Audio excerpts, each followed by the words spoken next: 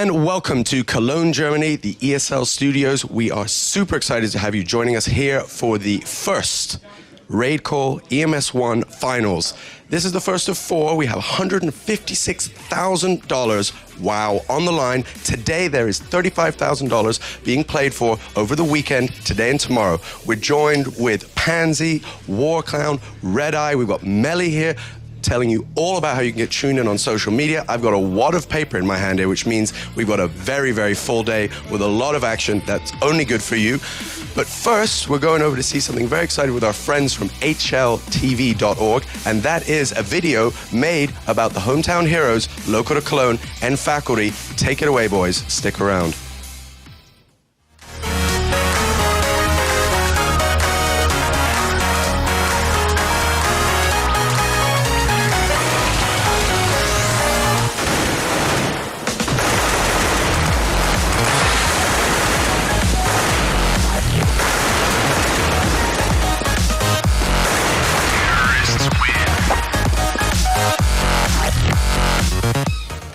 I always absolutely love those videos, and I'm sure two guys that absolutely love those videos too are my good friend Paul, Red Eye, and of course yourself, Simon, Warclown. How are you guys doing today? Very good, very good. Very good. Are you excited to be here? Do you know, it's been a very long season. This started off, back in February, and we had RaidCall EMS1 Cup 1, and it just seems like such a long time ago already, and these teams have battled their way through from A-Series, through the qualifiers, through EPS finals, through 4 cups and the playoffs as well, and we're finally here on the land. I can't wait to see how these 8 teams do. We've got a heavy day lined up for today. I mean, and it goes on tomorrow. So I mean, let's get straight stuck in and talk about it. I think we've got a tournament structure which we're going to have a look at and throw up a graphic. So I'll see if the guys can put that up on screen for you guys at home. We can talk us through, because it's been, as you said, quite a heavy journey for the guys to get here. And can you tell us anything about that? Yeah. So basically, we're at the last 8. We're in the quarterfinals. So rather than bore you with the group play, because that, let's face it, group play is boring. We're going to go straight into the quarterfinals, which means that basically we've got 8 teams playing off against each other, and we've done the draw as well, so it was the winners of each of the groups against the second place of each of the groups. But it's been a bit unkind, Simon, isn't it? It's like there's one half of the draw that's slightly more stacked. Well, yeah, it's got to be said. We got the NIP versus Kick in the first round, which should have actually been NIP ESC versus ESC. And on the other side, in that same part of the bracket, we got a Nexus versus Vera Games. So that's going to be a tough one for sure. Yeah, and then the other side of the bracket, obviously, we're going to kick off things with Absolute Legends versus M Faculty, which for me is probably the tightest game that we'll have today. So it's a good way of starting off. Any cheeky predictions from either of you yet on that one, or? Well, I don't know. Predictions. I've already done my predictions. They're online. They're on the EMS1 website if you want to have a look at the preview, if you've got a few minutes before this game kicks off. I genuinely think this is going to be a really tight match. And Faculty been fantastic online over the last 6 months or so, but not really since the SWC last year have we really seen them perform well on land. They know that as well. I'm not saying anything they don't already know.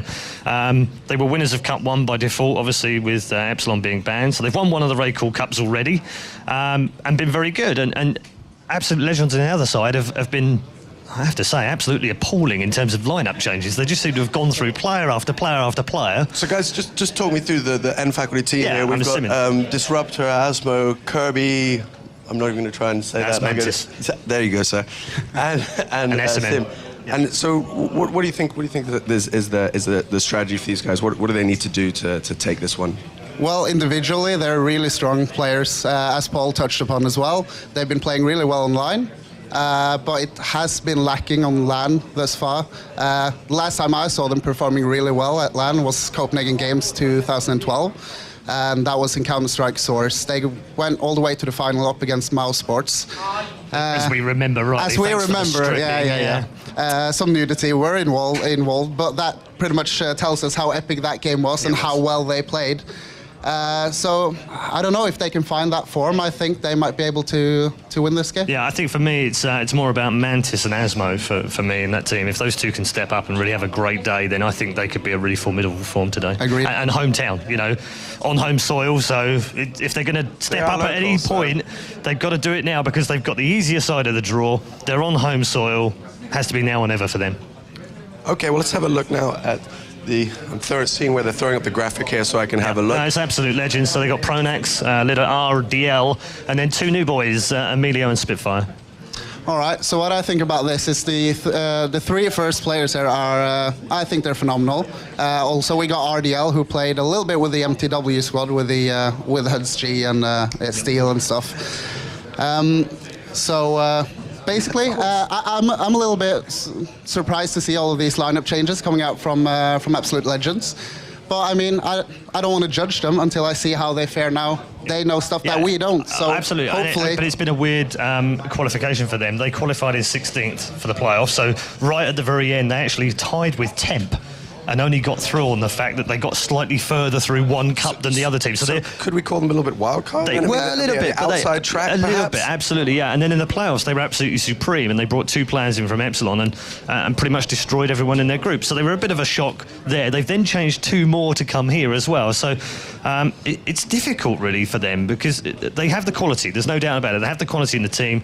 I think for me, RDL and Spitfire are going to be the 2 main players to look at in there, and as you can see on the chart right now, absolutely just scraped through. Temp actually had exactly the same amount of points, 35 points, and just got in. Whereas at the other end of the scale, right up there at the top, pajamas. Well, great name. Yeah, it's fantastic. In Faculty in second place, so they're ranked 2 from the groups from the playoffs, and Absolute Legends ranked 16. So on paper, you'd go, well, the Germans should have this one, but it's not that simple. I think this really is truly a 50-50. Yeah, I can't wait to see the game. It's going to be one of the most close games this weekend, I think. You know what will happen now? Now we've said that, it'll be a blowout 2-0. Don't blame me for that. Could there also be a little bit of the David versus Goliath syndrome in this, or I think I'm overcooking the? Well, I think you're trying to find the storylines, but I think the thing is, they are 2 very evenly matched teams. I know on paper it looks like they're 2nd and 16th, and there's a big gap, but there really isn't any gap between them. I think with the lineup changes for Absolute Legends, they've only had a few days on LAN as a boot camp. And within Faculty not playing well and knowing that they're not playing well on LAN, I think those 2 things kind of weigh each other up, and this should be a very balanced game. It's all up to which maps are being played and the kind of team styles we have up against each other. So and we don't really know how they match up because they've only played once before. There wasn't on LAN either. 16-6 on Dust 2 to Absolute Legends. So if you want to look at form book, there is no real form book. You can't really say that was a decent form line. That was in RaidCall Cup 4. Yes, it was online, which in Faculty have been strong on. So if you take that out of the equation, actually then Absolute Legends should win this. But you're not going to get a prediction out of me one way or the other. You heard it here first, no prediction one way or another, except for the one which you made online earlier, which people can go and check out, but none right now. So I guess the next step we're going to do is get over and get stuck in and see some more, and I'm waiting in my ear to hear what's going to happen next. And I guess we're going to pass over to the wonderful Melly, and she's going to tell everybody at home how they can get stuck in and get involved as well. So welcome everybody to the first RaidCall EMS 1 finals ever. I'm Melly and I will take care of the social media handling the next 2 days, making sure keeping you on track every time of the day and that you don't miss a thing. So please follow at RaidCall EMS 1 on Twitter and like our Facebook page, facebook.com/RaidCall EMS 1 to get your daily update. So we also prepared some sweet challenges for you. You at home have the chance to win nice stuff from the teams here, and all I wanted you to do is do some fan art. Design some nice mascots for me, for your teams, for the teams you're rooting for, and send the link via Facebook/RaidCall EMS 1 under the recording topic. I already put one up on Facebook, and win some cool stuff. We also have a challenge for the audience here in the studio. We prepared some cardboards and some pencils, so you guys here are up to print to sign some nice signs for your teams. The next thing is I will also put up a vote in front of every matchup, so you can vote for your favorite team or the favorite team in the matchup. So let's see how the community decides, and after every matchup, there will be also a question and answer with one of the team guys, and you can send me your questions via the Twitch chat, or via Twitter, or via Facebook. Send me a message everywhere. I'm really on every platform, having my eyes on it, and Yeah, I think that's all for now. A great match is waiting for us, and Faculty against Absolute Legends. The vote is up. Vote on our Facebook page. And yeah, let's throw it to the casters.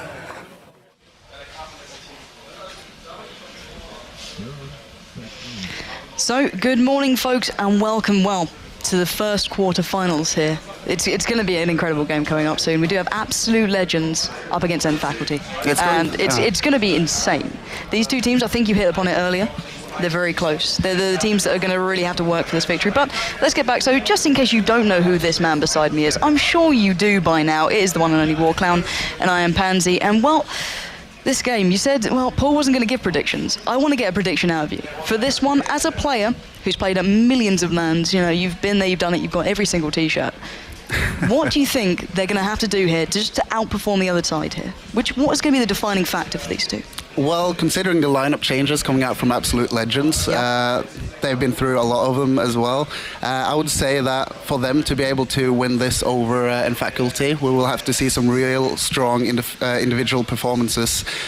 Team-wise and strategically, I think Faculty is way in front of Absolute Legends.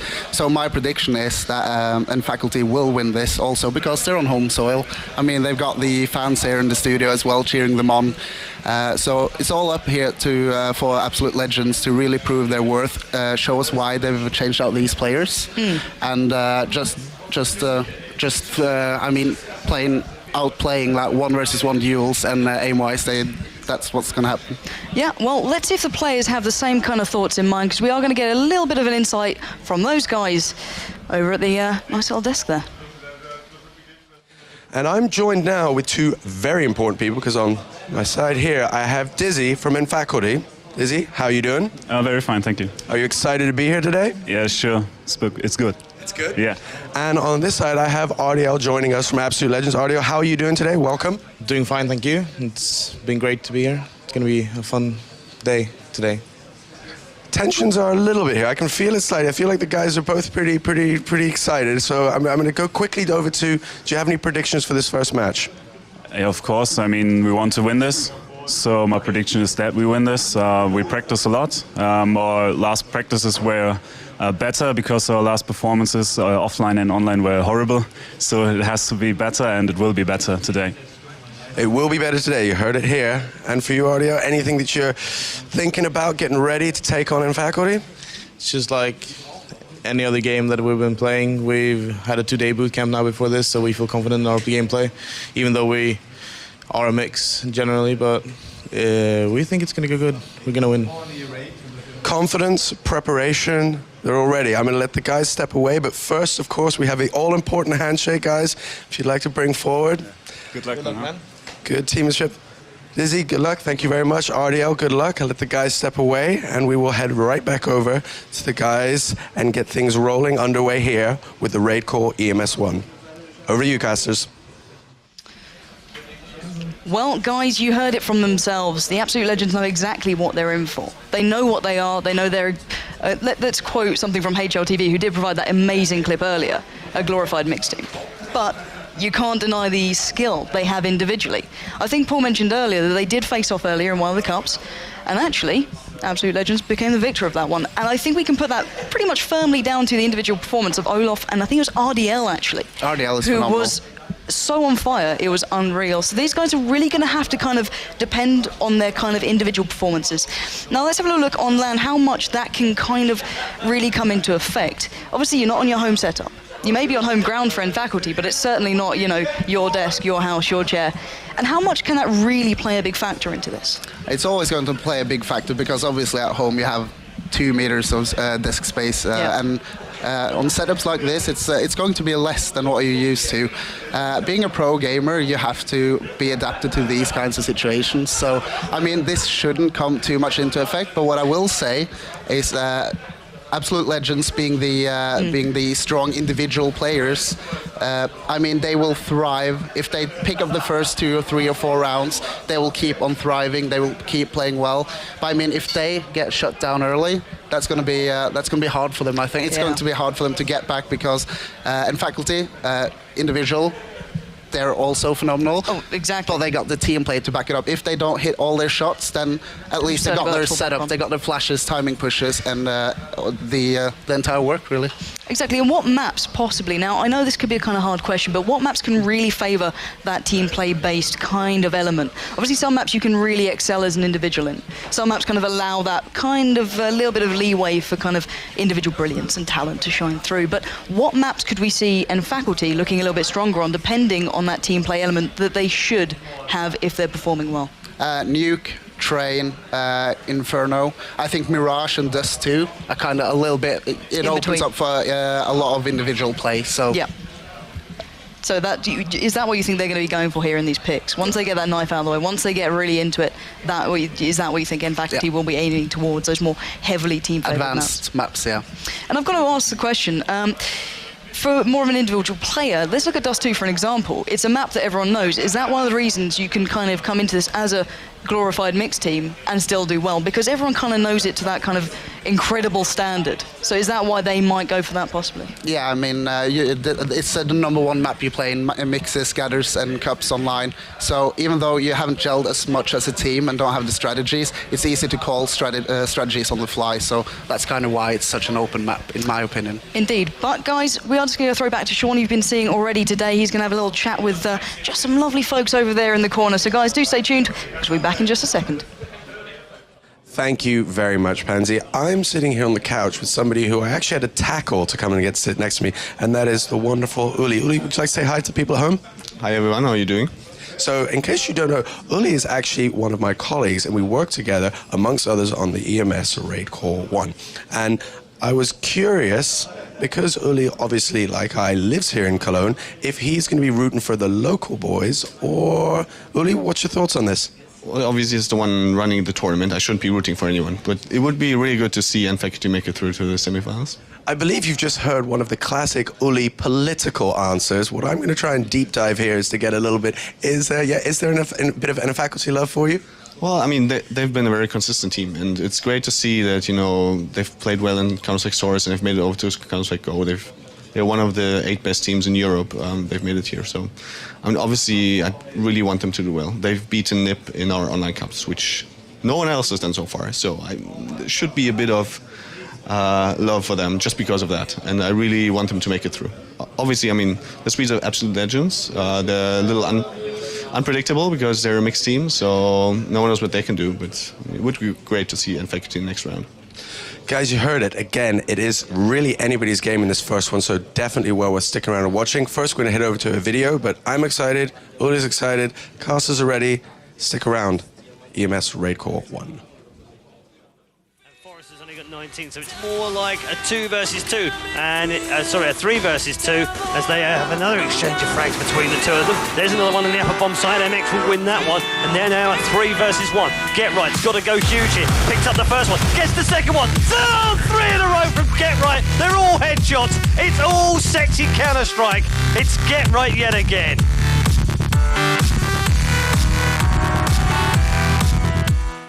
So welcome back, guys. I'm getting in the mood just watching these videos of previous performances. All the teams are pretty much here, but right now we do have Faculty up against Absolute Legends. Now this is going to be an incredible game all around. Both teams certainly have something to prove here.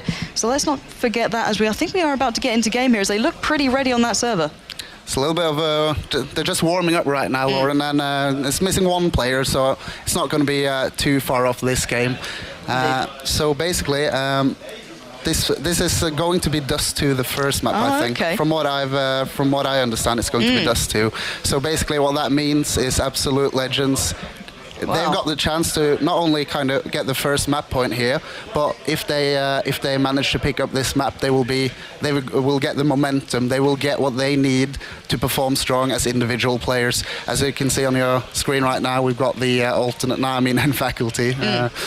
Just setting up, getting ready. On the other side, you can see RDL there on the far right side. So he's He's ready. He's ready for some headshots. Exactly. You want everything to be perfect before you start. With this amount of money on the line, $35,000, that's huge. Yeah. That is no small prize pot. So these guys want to be in absolute tip-top condition. They don't want to miss a shot, as you said, and obviously not at home. They are at LAN here in the ESL studio, so these guys will spend their time just making sure those shots will be hitting when they do have the chance to get into it. But as you hit upon before, they're Dust 2. Now, side and things like that may play an element in this. Your personal opinion, though, I want to know, because I know a lot of people shared, several different ones as to which side maybe is slightly more favourable. Obviously the introduction of the Glock bias that did kind of run rampant through CS:GO very initially, but I'd say it's slowly being edged away, but very slowly. Keep that in mind. So, how important is side going to be on this map? That's kind of the for positive the team thing. as well, though. Yeah. That's the thing, because they're two very different teams who depend on two very different things to excel. Well, Dust 2 is pretty much the most balanced map, so even though you lose the knife round here, you're not going to feel too upset about it. But as you were saying there as well, every team's got their own kind of play style. One team can be fabulous at the defense, holding down bomb sites, doing the rotations in time, calling it all out, whilst other teams really want to just go for the entry kills and pretty much be the offensive team. And you can see that with teams like Verigames as well. When they play a CT, which is supposed to be the defensive side, they push up like they're terrorists versus terrorists. So, I mean, it's all up to different play styles, but I would think that Absolute Legends would want to start T on Dust 2. And it's also the slighter favorable side. I mean, we're looking at an 8-7 scoreline normally for the terrorists here. So, I would say that the team that wins the knife round here, Lauren, will probably go for that T side.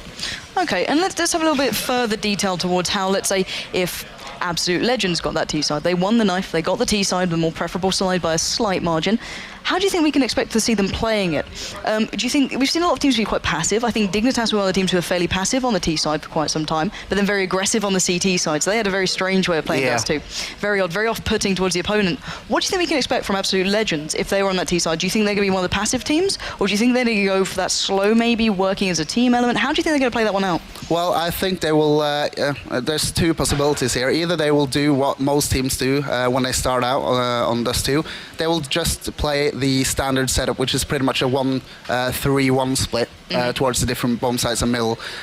Just wait for the opening kill, and then the caller will call for a rotation. Either fake that bomb site or just head straight on in. Or, seeing as they're kind of this new team without that much practice, I would presume they will be going for a lot of easy set pushing strats straight off the bat, like maybe as advanced as a B split where they put up smokes to CT spawn and just split on into that B bomb site. Yeah, so we can expect a kind of back to basics approach. They're obviously not going in as a complete mixed team. No. But they're going to be depending on their individual talent, taking them through those one-on-one situations, I can imagine. I agree. So where do you think we can kind of see them forming, though, on this map? Where will those one-on-one battles really kind of define who's going to kind of open up? So those opening kills, for example, who do you think could be the main players in that as well? Looking at the lineup here, obviously. Looking at the lineup here, I'm going to say I'm a little bit uncertain who Absolute Legends are playing as the entry fragger, but RDL played wicked back in Source with MTW. So I'm guessing he's going to be the entry, the on-point guy, either heading on towards long to get the opening kill, or push up short to get that opening kill. What is important on a map like Dust 2 is that middle door. Right. You need to smoke it up, because this is the map of AWPs, in my opinion. I mean, a CT who was holding middle with an AWP, he basically holds middle. When people push into B, he can stand in the same position and pick off people going to B, and the same on A with the A long crossing. So it's all about putting down the smokes at the correct places, pretty much. Indeed, and with that in mind, let's have a little look over to the end faculty side, for example. Now, these are the more drilled inside. They are the team. They are kind of very well defined. They've played at several events. They've done okay, I think is the best way you can put it. They either truly excel, or they fall slightly short of the mark. But they're a team you cannot underestimate. Now, how do you think they've prepared to face off against Absolute Legends? They obviously have the same mindset as you. They've gone in knowing what they are, and Absolute Legends very well aware of what they are. They're a little bit of a a mix, but they're certainly a talented mix.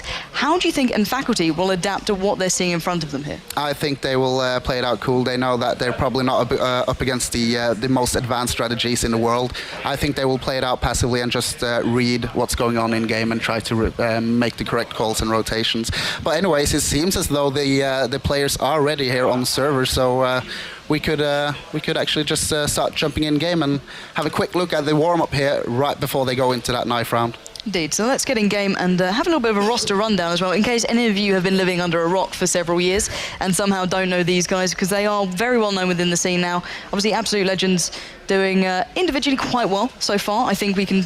No one's going to underestimate them in that essence. But Faculty through the lands recently have also been extremely well. I think they had some great runs in there.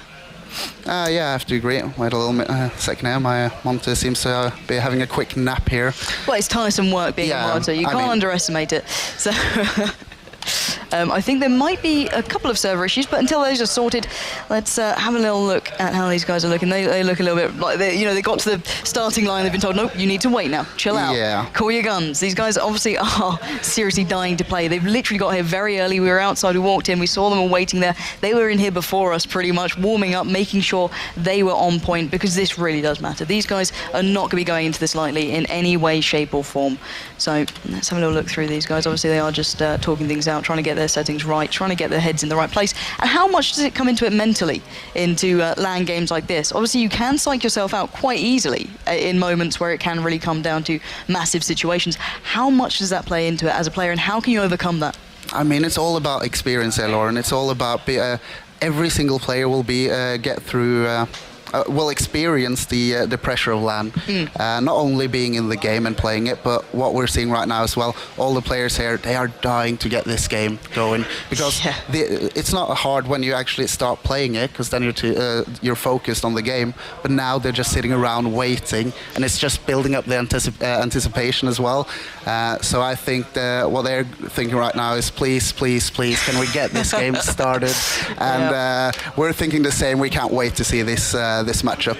Yeah, exactly. These guys are veteran pros at this game now. Since it's released, these guys have been playing. I don't think anyone can doubt that. But obviously, there's a couple of new changes to the Absolute Legends lineup, with Spitfire in there and a couple of others. Obviously, losing out to, I think it was Schneider and Zneel, actually, were the two who kind of left the team.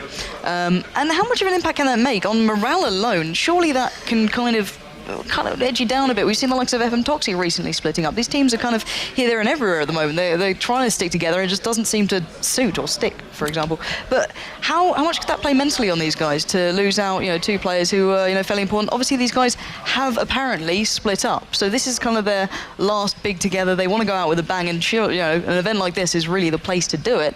But how much is that in the back of their minds, do you think? I think that will just be positive for them. I mean, they won't have the pressure. They won't have, if they've already kind of split up, not officially, but they just know that they can enjoy this last tournament and just pretty much enjoy themselves. They ain't got nothing to build upon after this if they've already split up. But anyways, the match is restarting now, so we should be going live with the knife.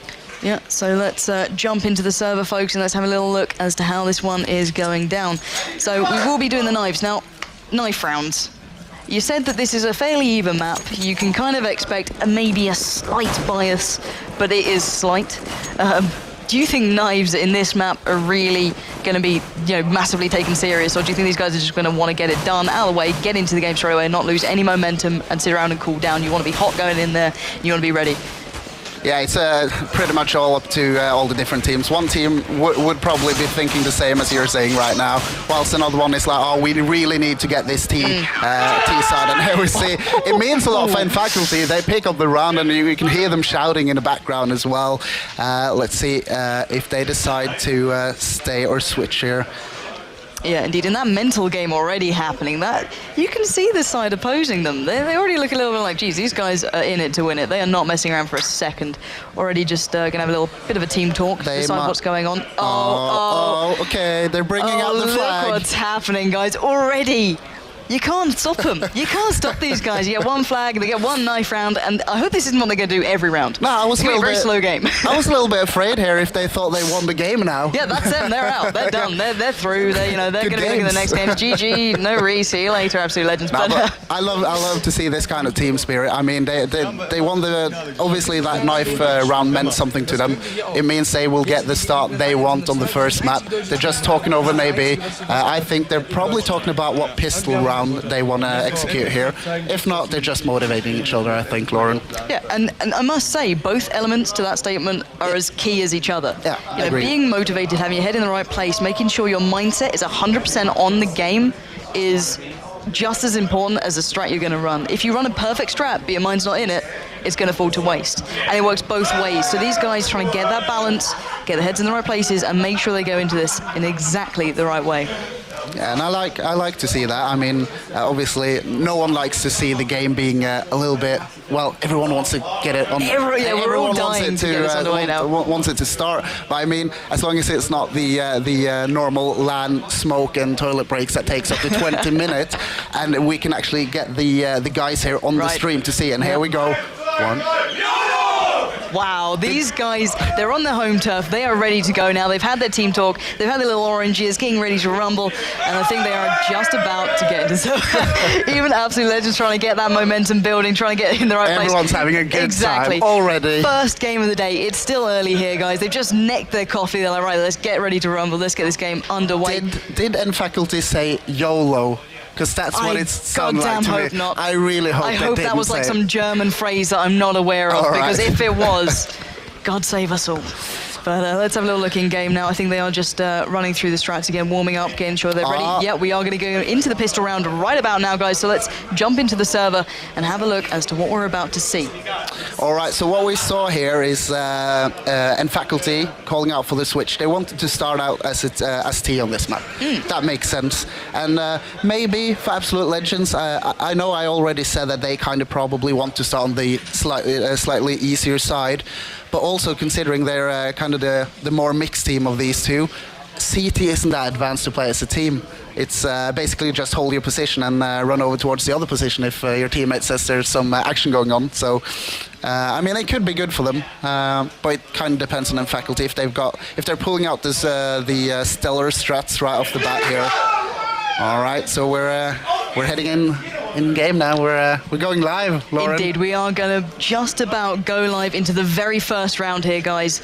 So this can truly show exactly what we're going to be seeing for the next couple of rounds. That pistol round is so important. It's unbelievable. These guys can literally define the next 2 to 3 rounds off the back of this. So let's make sure we are in game and ready to go, because I think they're still warming up here. Are they actually? No, it is game live. Look at that stack in spawn. What is going on there, Warclown? Well, they are just playing it out defensively here. And we see N Faculty, in fact, getting that first kill. It's QK Mantis. Yeah, indeed. So early advantage to the T side. You heard them before, the rather rowdy Germans. And now, let's see what that CT side is doing here. They've actually got to go on the rotate already. And Absolute Legends laying down the fire. Spitfire has picked up a thread onto SMN, so it's not quite working out the Germans' way at the moment. And they're taking it further away, and Absolute Legends, there's the reply from earlier. They heard the knife round, they heard that, thought, you know what? Let's wait for the moment. Let's show them exactly what we're made of. And I think we just heard it. How the hell did they work that out so easily there? I mean, the perfect rotation in time.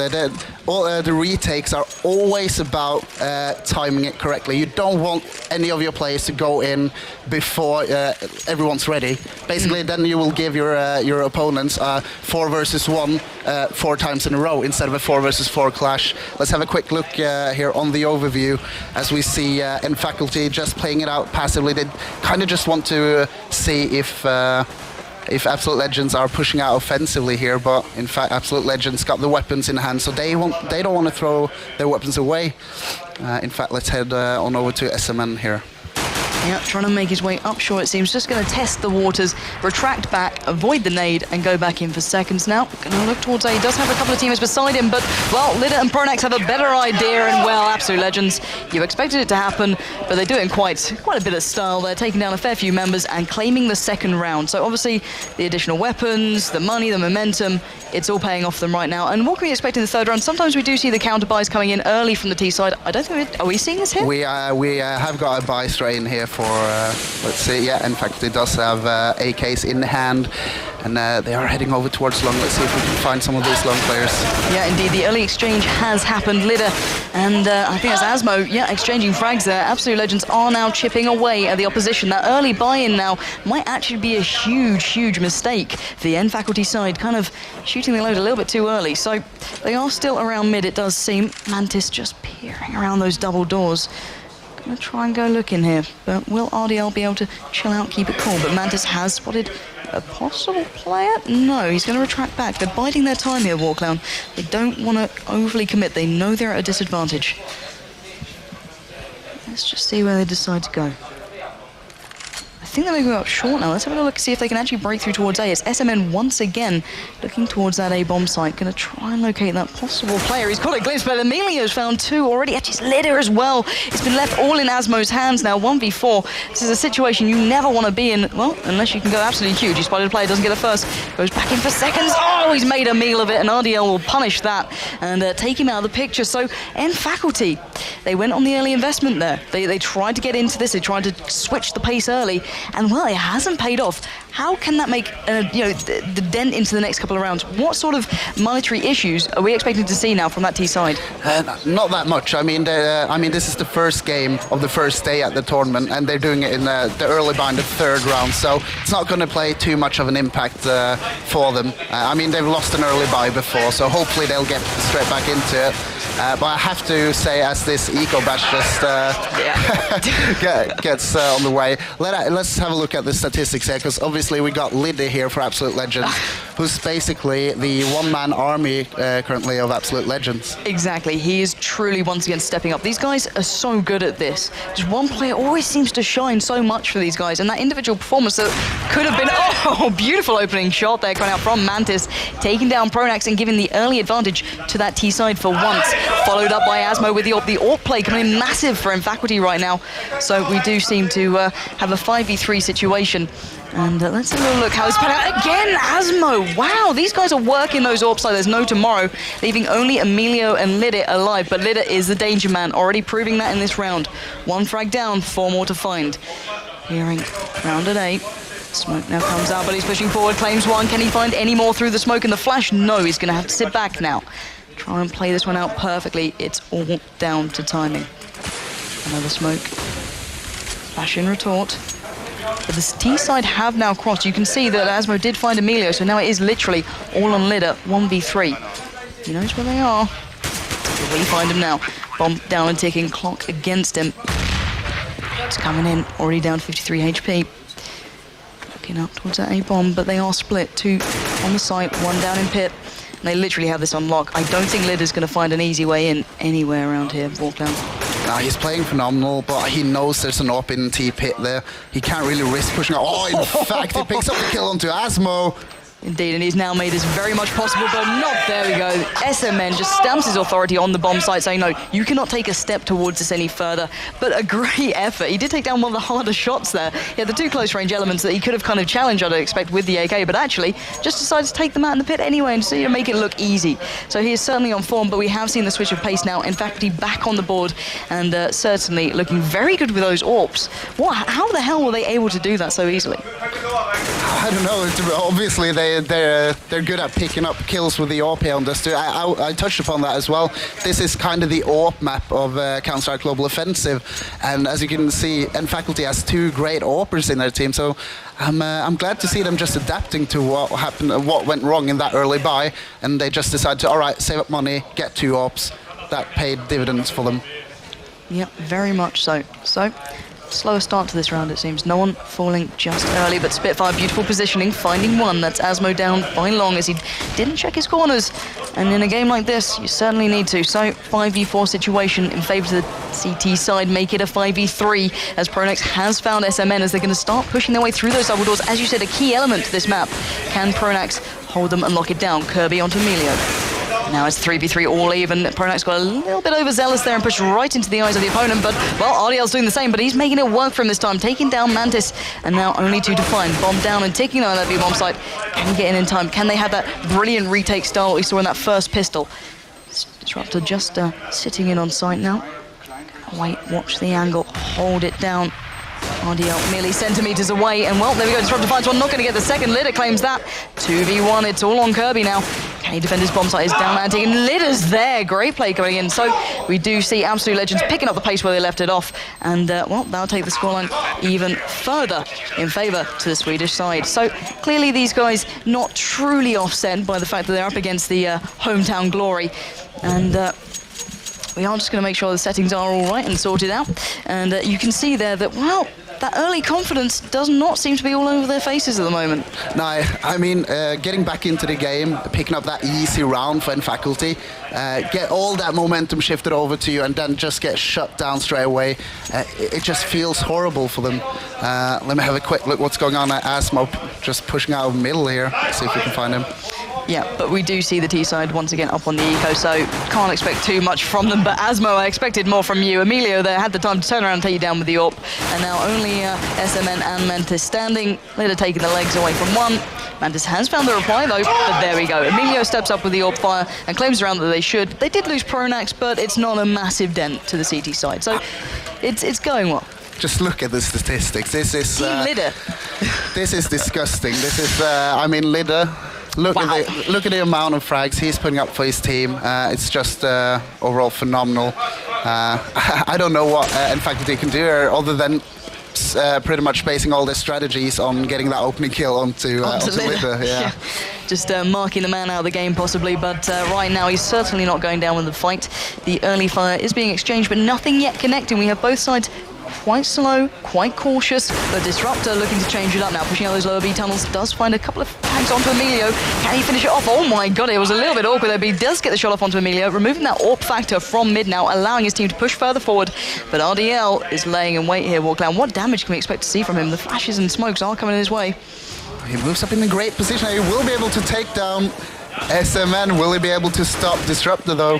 Well, it's a tough task. The guy did open this one up perfectly for his side now. This 4v3, RDL claims it and takes the advantage further away from the Germans as now only 2 stand. Mantis and Asmo again. Oh, beautiful play from RDL. Completely and utterly dominating those double doors as now only Mantis is left alive, very lonely in a 1v3. But he's more than a capable player with this AWP, as we've seen.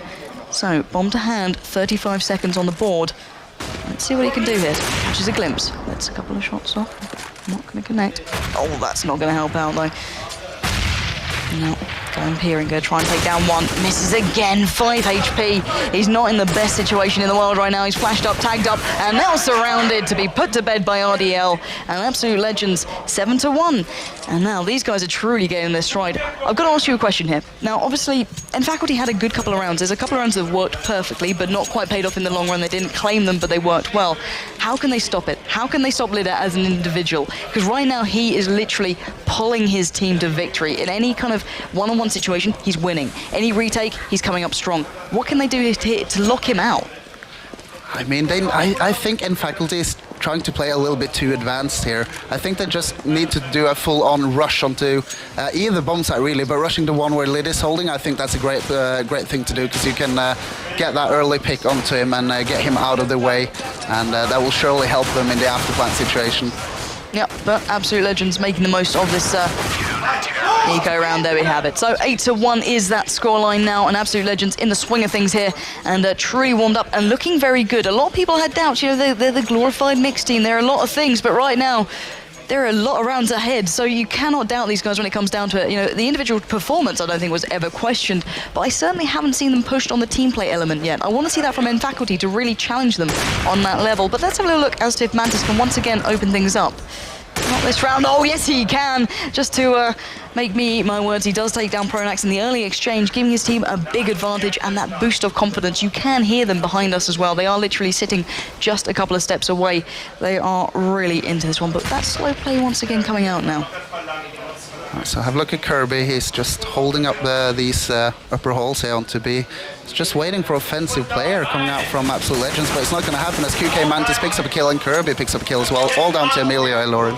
Yeah, and as well as Absolute Legends have been playing, this is a tough task even for him. So maybe if it was Lider, I might have a little bit more faith. But Emilio now has to prove himself in a 1v4. And he has got his own trained on the cross now, going to try and catch a couple of players on the way towards the bomb site. The bomb hasn't actually crossed yet. So he could possibly make an issue. No, I think he's going to retract out of this one and just try and cover himself off a touch, it does seem, and obviously save up for the next couple of rounds. Yeah, in fact, he was a little bit worried there, I think, Lauren, about the T's deciding to push into B. So that's why he was rotating back onto B. And obviously now that the bomb is planned over towards A, it's not a chance for him to go in and try to get that bomb defused. I'm a little bit uncertain as to why he's pushing out this offensively. They're up 8-1, so his plan is probably just to try to take as much money off of the Faculty squad as possible, and wow, that's 2 kills. He's doing just that.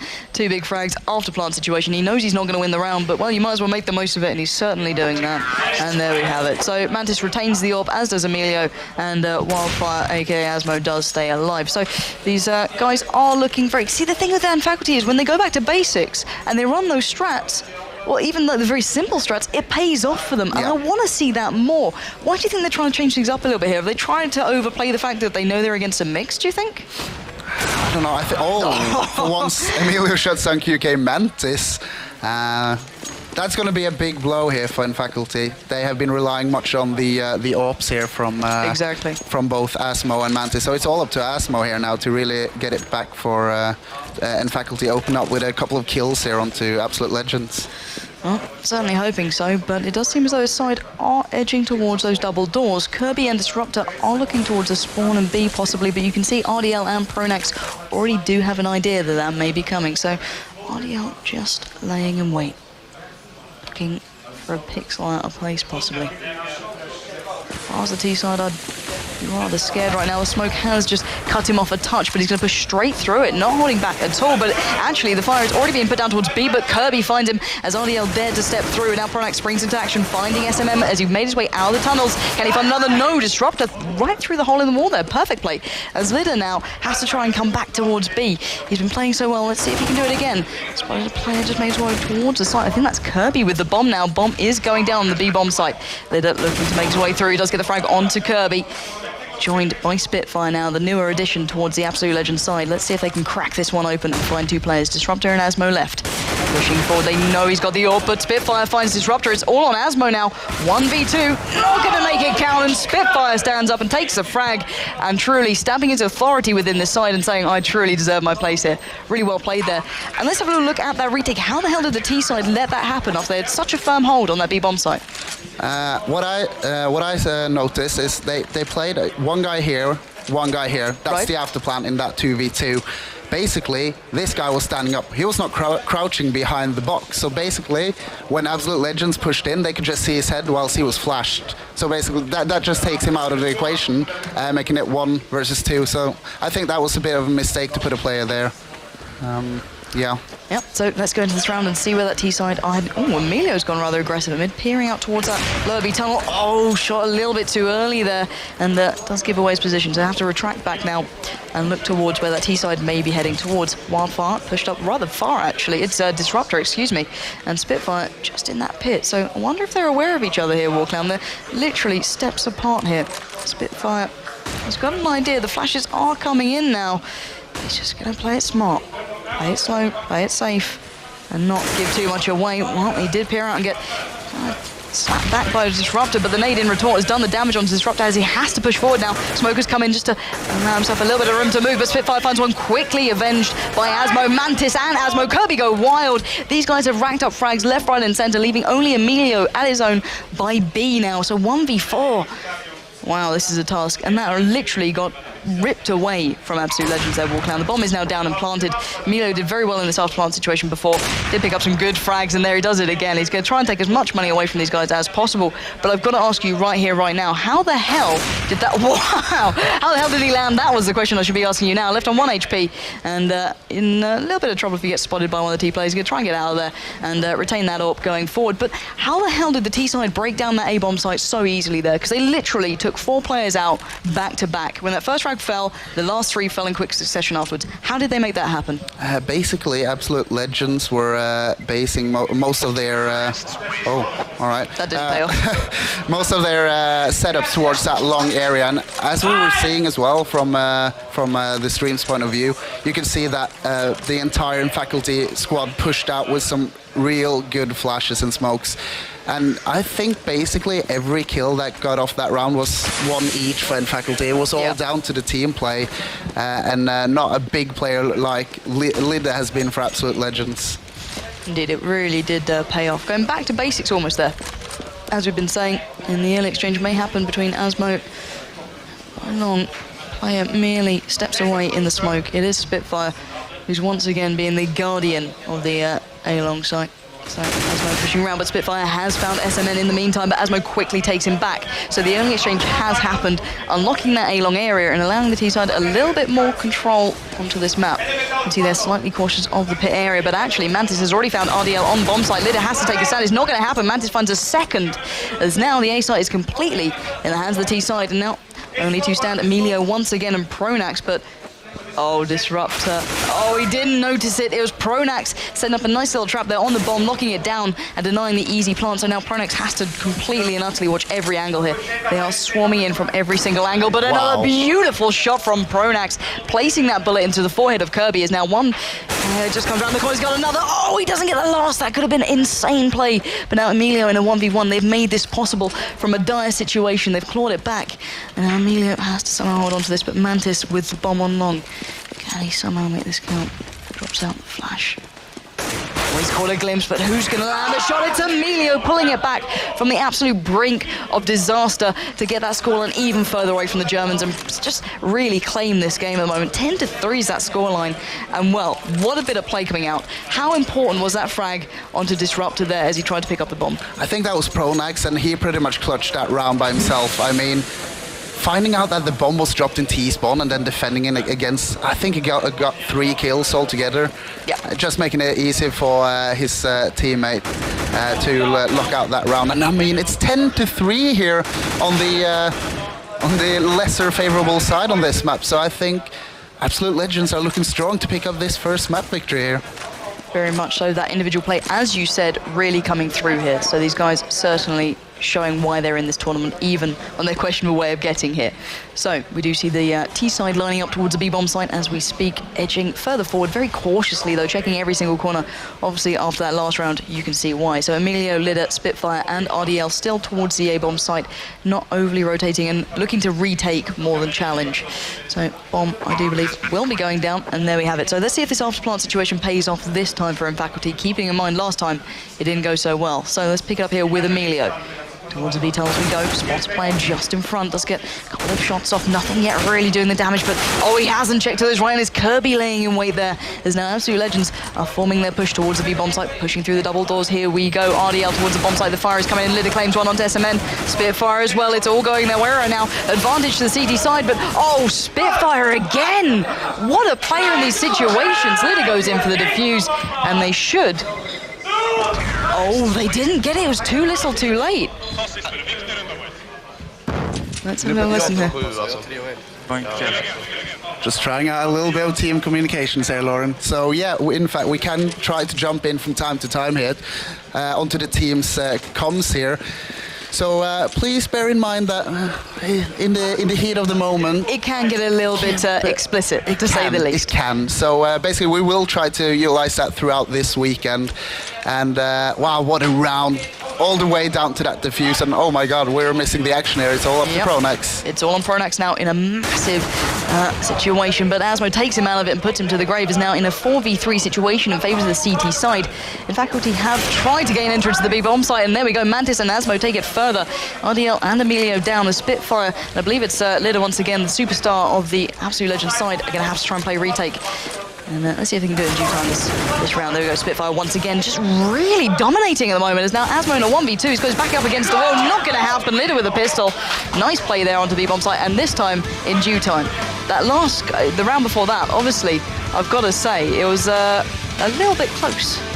And leaving the bomb site down to that kind of marker was a little bit of a shame, but obviously N Faculty looking a little bit deflated there. You can see on your cameras right now they aren't looking as focused and as loud as they were originally, but let's hope they can kind of pick themselves back up into the second half here, whereas obviously on the other side, Absolute Legends, well, they've got something to be happy about right now. A beautiful scoreline in their favour. Indeed, they must be very happy about that as well. Let's head on into the game because the second half is already begun, and we got the pistol round kicking off, and we got a beautiful boost here from Absolute Legends.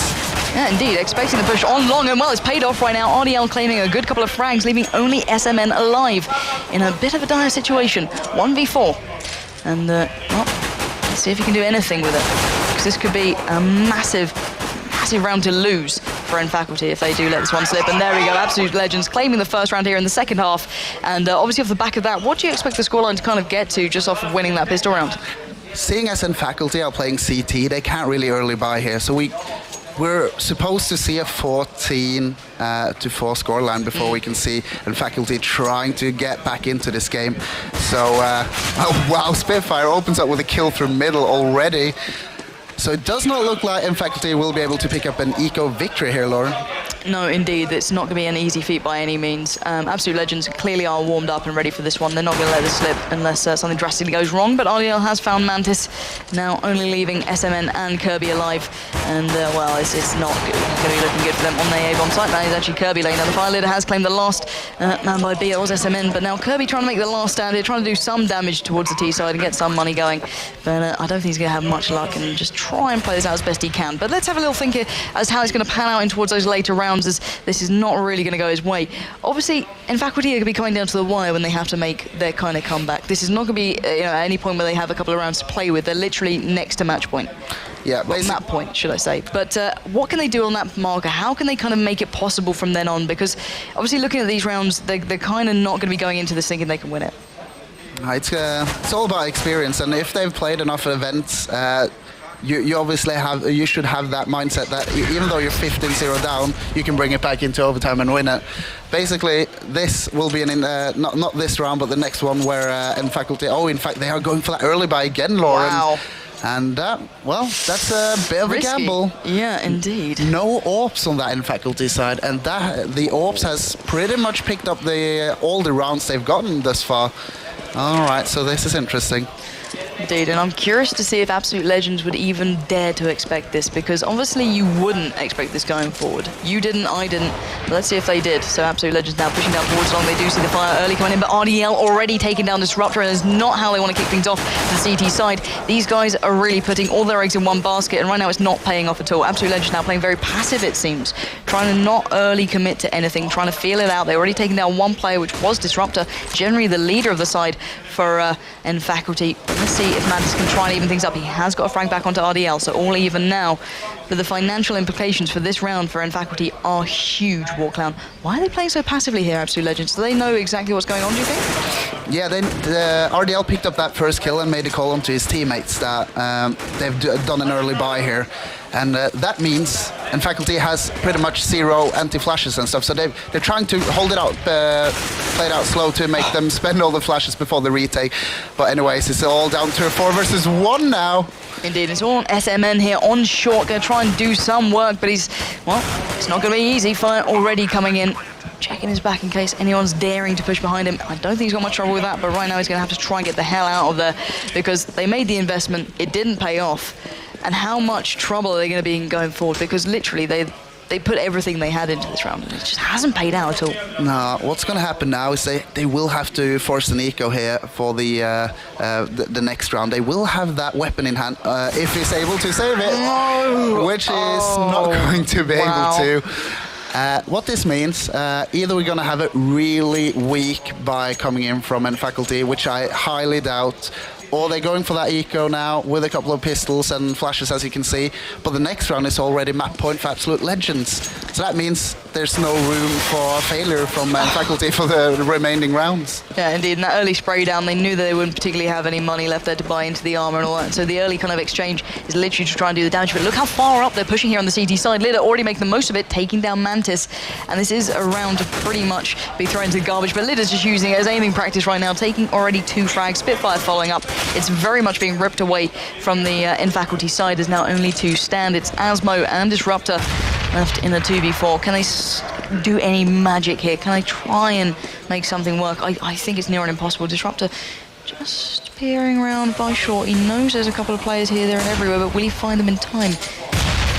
Literally behind him, steps away, making their way through the smoke towards the bomb site, and he's so focused on short that he's not noticed them behind him, taking down to 3 HP. He's going to have to push forward now.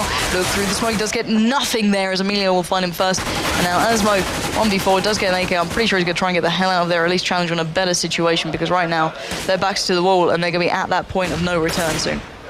Nice pick up there by Asmo, though.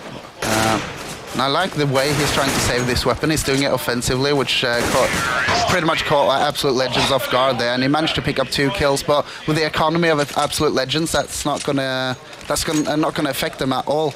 But in fact, we do have an AWP here now, finally for N Faculty. So it's going to be all up to Asmo now to give the advantage here to N Faculty. So let's keep an eye out on him now, shall we, Lauren? Yeah, indeed. Let's see if he can be that linchpin that we expect him to be if obviously the T side play towards that. And he is by the double doors, just looking through. Nothing yet seen, but there are a couple of players dancing around short, so he could be in for a couple of frags if he plays it right. Got a glimpse, not the frag though, so he knows where they are, but will he be able to land the shots is the question. So we see that slow, tentative push, just kind of finding out where they are from Absolute Legends, not overly committing, just trying to find the right place at the right time, but Asmo has found Pronax just through the smoke, merely centimeters showing of his pixels. So Asmo now under fire already, though they know where he is. They're trying to lock him out of this game here by laying down the smokes, laying down the fire, make it as much hard work for him as possible, and allowing Absolute Legends further control on this map. And he is still looking there. He's doing good here. He's keeping control of it, I've got to say. But now here comes the push, here comes the flash, and the players are making their way slowly towards him. But I think they're just going to try and bide their time a little bit, just try and play around with him, make him a little bit feel worse for wear. He's got a glimpse of one, not going to land the shot, though, again missing that, and he needed to land it. Going to have to retract back now. He cannot challenge so close range towards those AKs as they are spilling through mid towards the spawn. RDL and Lidder causing absolute havoc for N Faculty as Asmo finally steps up, but too little too late, says Lidder, as he takes him out, and now in a 3v2, making it a 2v2. Kirby's still alive though, folks. There's now Lidder laying down the fire from B. Emilio onto Disruptor, and well, there we have it, folks. First map. What a way to play that out in that last round there. It was all on Asmo. The pressure built up. It hurt him desperately to see him just not land those shots. And was that just literally the fact he couldn't land them? Were they playing so hard against him because they knew that might be a key factor in it? Yeah, the second they heard that open middle, they knew that, all right, so every single round N Faculty picked up against us was when they could utilize those ops. So as you can see, they were pretty much pushing 3 players there over towards middle and using most of their flashes even as well. So I mean, that was I think that was great decision making by Absolute Legends. Indeed, but it does seem to be time to go back to the drawing board for N Faculty there, as they will be going to the second map soon. But guys, before we do, let's keep in mind these guys need to talk this out. They need to have that break, need to sit down, have a chat through it, and try and find out what went wrong. How can we go forward in the next couple of maps? Obviously, you said it already that map probably wasn't the one they were going to pick up, if any. It was going to be a hard map because the individual talent that Absolute Legends have would have shone through, but maybe to not that extent. Obviously, this is a map that previously went pretty much this way as well, though. So let's have a little look at the screen now. These guys are looking a little bit deflated. I've got to say, you can see Existence in the background, just keeping his eyes on the opponents as well. These guys are clearly just going to try and have a little chat with each other. We saw them at the start of this game really riled up and had their heads in the right places, very vocal, and now they look a little bit disheartened, actually. So hopefully they can pick themselves back up going forward, because it's not going to be an easy task. I've got to say, Absolute Legends are looking on fire. Lidder alone looks so damn good in how well he's been playing at the moment. That guy at the early start of the game was untouchable. Yeah, Amazing. we were talking about it as well. I mean, they are kind of a team that thrives off of passion. Lidder picking up that many kills in first the pistol round. I think he got 3 or 4 kills. Yeah. 4 kills Yeah, even in that pistol round, and that just drove him insane. Or going onto the ecos, just all right, all the frags are mine. Let's do this. And at one point, I think it was 17 kills, whilst number 2 were, I think it was around 6 kills or something. I mean, he was just. Bit of a monster. Yeah, just carrying on. Back's going to be hurting. He's going to go for a little bit of a massage, folks. But while he does that, let's just pass over to Sean, who's going to have a little chat with the crowd and see exactly how they're thinking about that first map and how that went down. Hey guys, thank you very much for that. I'm really hoping that Unfaculty gets their game back on. I think they've got everything to do that. And I'm joined by... Jan.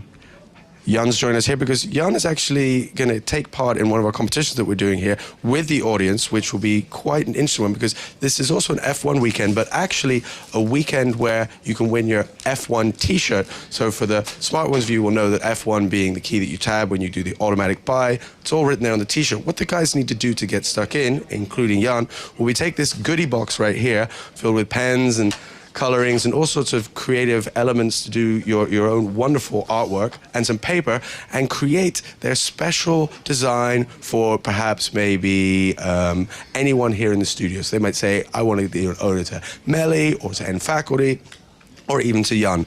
So those will get stuck in. We'll show you more of that later and who wins those t-shirts. And of course, we're bringing you back more of this awesome matchup. But for now, we're heading over to a commercial break. So we'll see you shortly.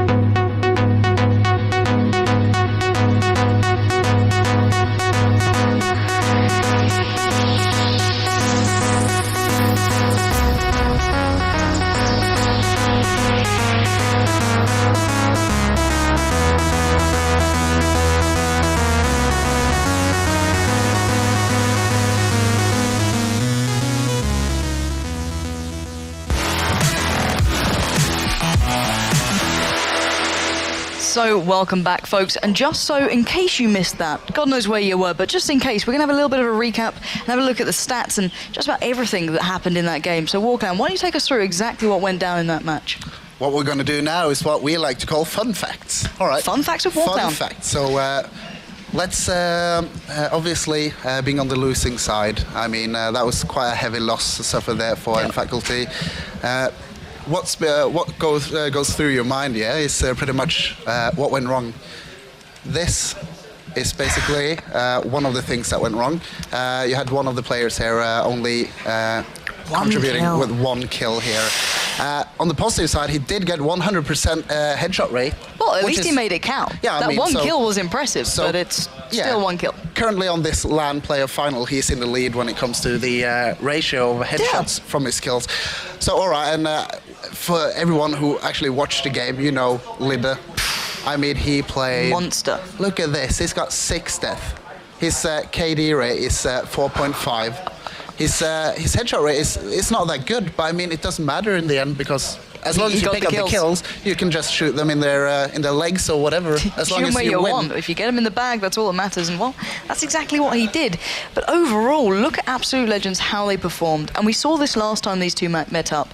It was 2 players really performing for Absolute Legends, and they completely locked them out. Last time it was 2 different players, keep in mind. But nevertheless, that individual talent on this map once again stepping up. And I've got to say, where were in Faculty, as a team even, let alone individually, I expected to see so many more kind of drilled in strats played out to try and outclass Absolute Legends that way. Yeah. There was none of that. Nah, we hyped it up a little bit, and probably I've got the biggest fault there. I mean, I thought in Faculty would be showing us pretty much advanced strategies. They've been together for quite some time now. They've got a lot of experience. I could venture a guess and say that, all right, this is the first game. It's far from the hardest matchup in this tournament for them. It's pretty much the easiest. So you don't really want to throw out all of your best strats straight away. But I mean, when you find yourself in that situation, being down that much, you want to use something. You don't have any. Because obviously, if they don't win this game, they're not going to play any more games. Simple as that. A little bit disappointing. So hopefully we'll see in Faculty step it up for the second map, because everyone who loves CS wants 3 maps, don't they? Well, I've got to say, I want to see it too. I love seeing teams like this face off, because obviously you do see the kind of complete polar differences. We see one side who perform phenomenally individually. As I keep saying, I've got to drive this home. Lidde there by himself was insane. That man literally dragged his team through those early couple of rounds and really showed exactly what he was made of. And he kind of showed the rest of his team how to excel. So I think we are going to go live into the knife right about now. So let's get our eyes on the game and keep in mind, well, it's going to be a bit of a different map here. We have Inferno, and let's see how this one plays out. So obviously, let's have a little discussion as to what side would be well, I'd say preferable towards the individual team as well. Who do you think is going to benefit on which side on this map? I think both teams will benefit on that CT side, basically. Yep. Let's head over to Disruptor. 1 man versus 3. Well, cheeky little stab he got off there without getting hit, but it didn't work out in the end. And he, in fact, did call for that switch. So Absolute Legends playing it out on CTs there. I think that's... curious choice. In fact, all right. No, that's not a curious choice in my opinion, I have to say. I mean, you want to play that CT side. It was the easiest side in both iterations of CS before Counter-Strike Global Offensive. It has been a lot more balanced in Global Offensive. Yeah. I'll agree with you there. But in the end, it's still a little bit of a CT favorite map. Oh, all right. So. There we go. Let's have a look how these guys are lining up early on. Emilio pushed up rather aggressively there, actually, into apartments. He has got a glimpse of a player. I do believe that was SMN, the underperformer so far for the Faculty side, and once again, not really doing too great initially. So this early pistol can really do all the difference. And now Disruptor just sprinting past towards A. They've been very aggressive, actually. Kirby as well, pushing straight around towards that CT arch. And they look for a couple of frags. Push through CT spawn. Will they spot the play just the right? No, it's RDL, but actually quickly shut down by Disruptor. So the early threat has already been controlled, but Lidde now stands tall on B, takes down 1, denies the easy push there. Asmo trying to push up, but well, I wouldn't want to be challenging Lidde right now, but the shots are not landing for him, as that has actually given Asmo full control of that B bomb site. So the bomb is going down. And even though it's a questionable start from Faculty, they've kind of got this under lockdown now. So Disruptor just positioned himself, waiting to receive. Disruptor player leaping through the smoke, going to have to try and adjust accordingly. As here comes the push, but Asmo steps up, takes down one. Can he find another? Spitfire 1v2, not going to happen. I hope you guys just heard that. Let's have a little listen to the comms down, see what they're saying, and see how they reacted to that round.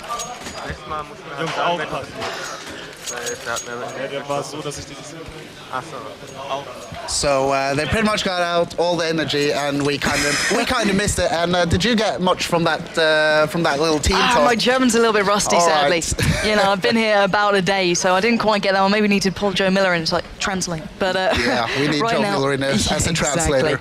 But we did see the T side there doing exactly what they needed. Obviously, they're coming off of the loss of the first map, and needing that round was massive, just mentally. But let's see how Absolute Legends are getting ready to counter that. Walkdown, why don't you explain what's going on here? Well, we see a stack here from the Absolute Legends teams. They're on an eco, but in fact, it's going to be all up to Pronax here in the middle. He's going to have a little bit of a party here with the Germans of Faculty. Let's see if he can do anything to stop them, Lauren.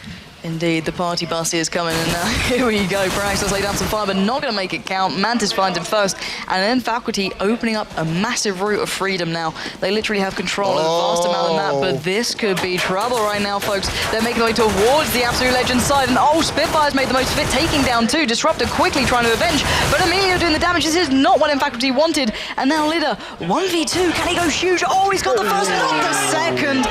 Faculty hold on by a thin margin there. That was wow. Oh my God, Lauren. Making that decision after getting that opening kill onto that A-bomb site. Hey guys, let's rotate over towards B. They'll never figure out what we're doing. Rush through spawn. And surprise, surprise, the Swedes of Absolute Legends held a surprise party for them over at B, and it was down to about 17% HP. So that was a great round for Absolute Legends. Insane round, well played out, well thought out. And once again, Absolute Legends really preparing for these pistol rounds. They gonna try and look forward here. SMM on the prowl with the AK. Can he put it to work? No, again. Not performing right now. Lidder making the most of it. Pronax following up onto Kirby. So Absolute Legends merely on, well, a couple of pistols now with a couple of AKs as they've claimed them from the bodies of the opposition. They're doing rather well this round, but in Faculty finding an empty D-bomb site, so they can get the bomb down and ticking, hopefully. But the damage being done early on in this round is insane from Absolute Legends. So fire now being put down, but not yet really connecting. Asmo and Mantis have to hold on to this. Let's see if he can do anything. He does get the first set pushing out from that construction area. Pronax quickly dealt with it though, so now it's all in Mantis' hands. Can he keep hold? There's no RDL and Lidder in tow, switching up the pace. Let's have a listen.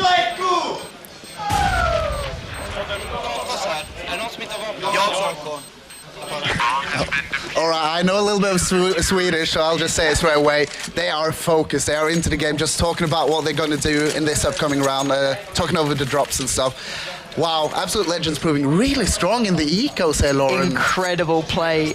I can't stress it enough. They have switched up the pace from something you'd expect to go one way. They've already changed it. On that second round, they almost changed it, but they made it count on the third. So clearly, these guys are not going down without a fight on this map. They lost out initially to the pistol, but they've made it back almost now. So obviously on the CT side, they can sit back and wait for the T players to come towards them. Where do you think they're going to go on this round here, Warclown? It looks like they are setting up for an A push. They got the bomb, but in fact, as I say that, the commentator's curse kicks in. Disruptor with that bomb heads over towards that B bomb site. Let's head over to RDL and Lidder, who is holding down this bomb site. Lidder been phenomenal on Dust too.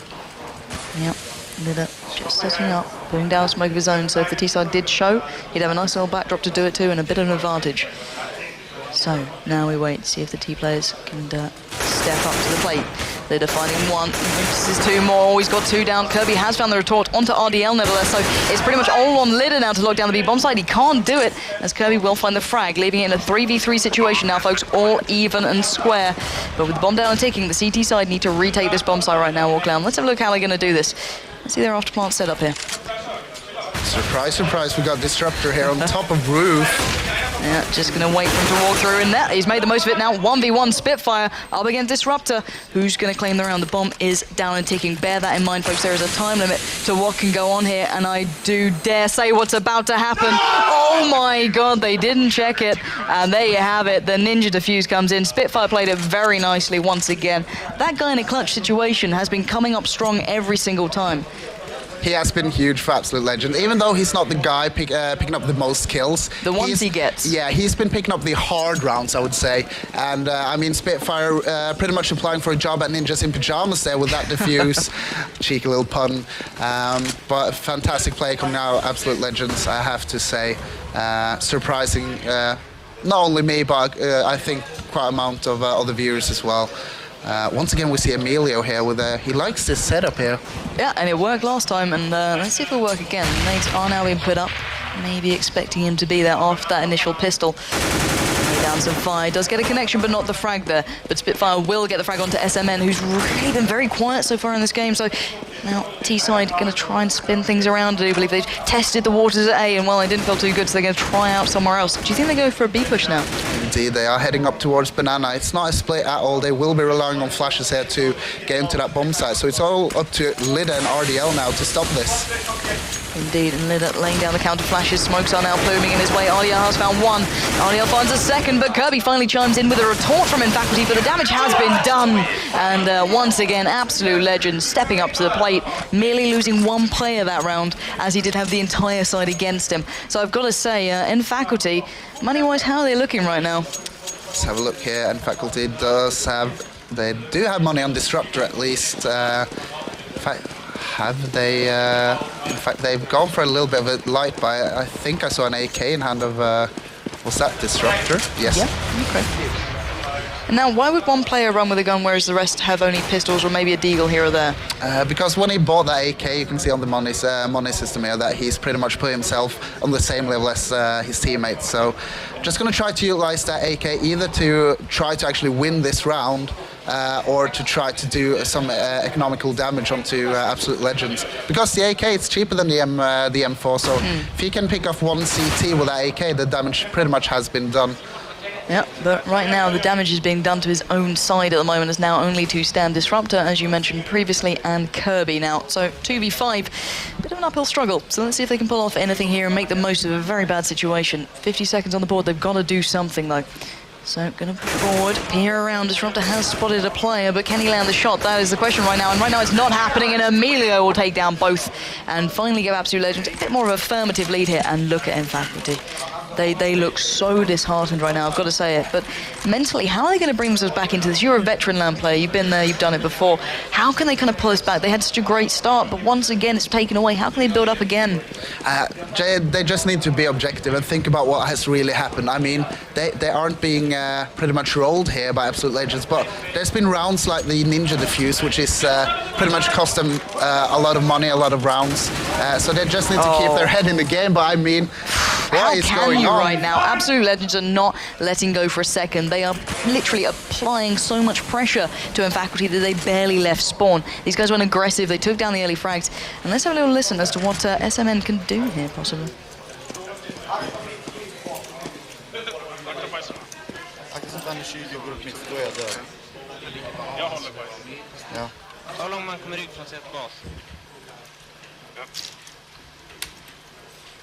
So just a little insight there as to what the teams are talking about right now. Obviously the Swedes having more to talk about considering all 5 players still alive, Lauren. Yeah, indeed, and obviously they are got their spirits up, but you can hear in their Faculty how quiet they are. They've lost that kind of real boosted element, and they do seem a little bit worse for wear. And SMN just trying to do something in this situation. There's not a lot he can do with 5 players to find, and he's completely missed the shot. So he couldn't even get a couple of pennies off the opposition and put them in his pocket. There's now 5-2 is the scoreline.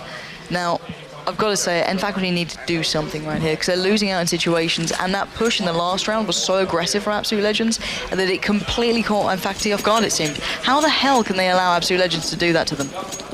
They need to play it out defensively in the start or go for that fast push so they can counteract the offensive. But once again, Absolute Legends Yeah, well, the early exchange went down and it's not gone in favour to Absolute Legend, who are very aggressive, very confident, and it really hasn't paid off there. So now the B-bomb site is fairly open, but the smoke didn't quite come down perfectly. Spitfire gets one, gets two already, leaving it a 3v2 situation. Disruptor and SMN, you've got to get to work right now because it's slipping away from you as you speak. So bomb down and ticking, beautiful shot from SMN, finally coming in, leaving it in a nice even round now. Hopefully that afterpart situation will work for the T-side this time. So, let's see how they hold on here. Oh, and Emilio leaping around the corner, takes down one, but SMN quickly finding his feet. So now 1v1 situation, who's got the victories? Once again, Absolute Legend stepping up in these moments. As soon as there's a glimmer of hope for Faculty, it's ripped away. And Absolute Legends in these situations every time seem to break them down. Why the hell are these crossfires just not working right now for Faculty? Well, I hate to say this, but SMN is not playing up to par right now. I mean, that was down to him there as well. He was in a great position to pick up the kill. And the save earlier in T-spawn as well. You saw the obvious misses coming out of him. He's not playing the way he needs to play for his team, because it doesn't help to have a crossfire setup if one of the ends is pretty much loose. Yeah. So yeah, that's pretty much what they need to work on. Individual play as well right now. Wow, Yeah, aggressive play again. These guys are feeling confident. You can hear it behind us. I can certainly hear it, and I think just about anyone else in Germany can currently hear it. They're very loud, very ready to go. But that early push is now kind of sat back. They're kind of just trying to offset the pace. Is this what you think they've done there? They've kind of been a little bit aggressive, trying to really keep them on their toes and not allow the Faculty side to find their feet. Yeah, that's exactly what they've done. Just as long as you can put your opponents off balance, you've pretty much, I would say, pretty much won the game. Yeah. And what you saw this round as well, they played it offensively, but they pulled back. They kind of faked the offensive. Kills were exchanged, but in the end, it didn't really have that much to say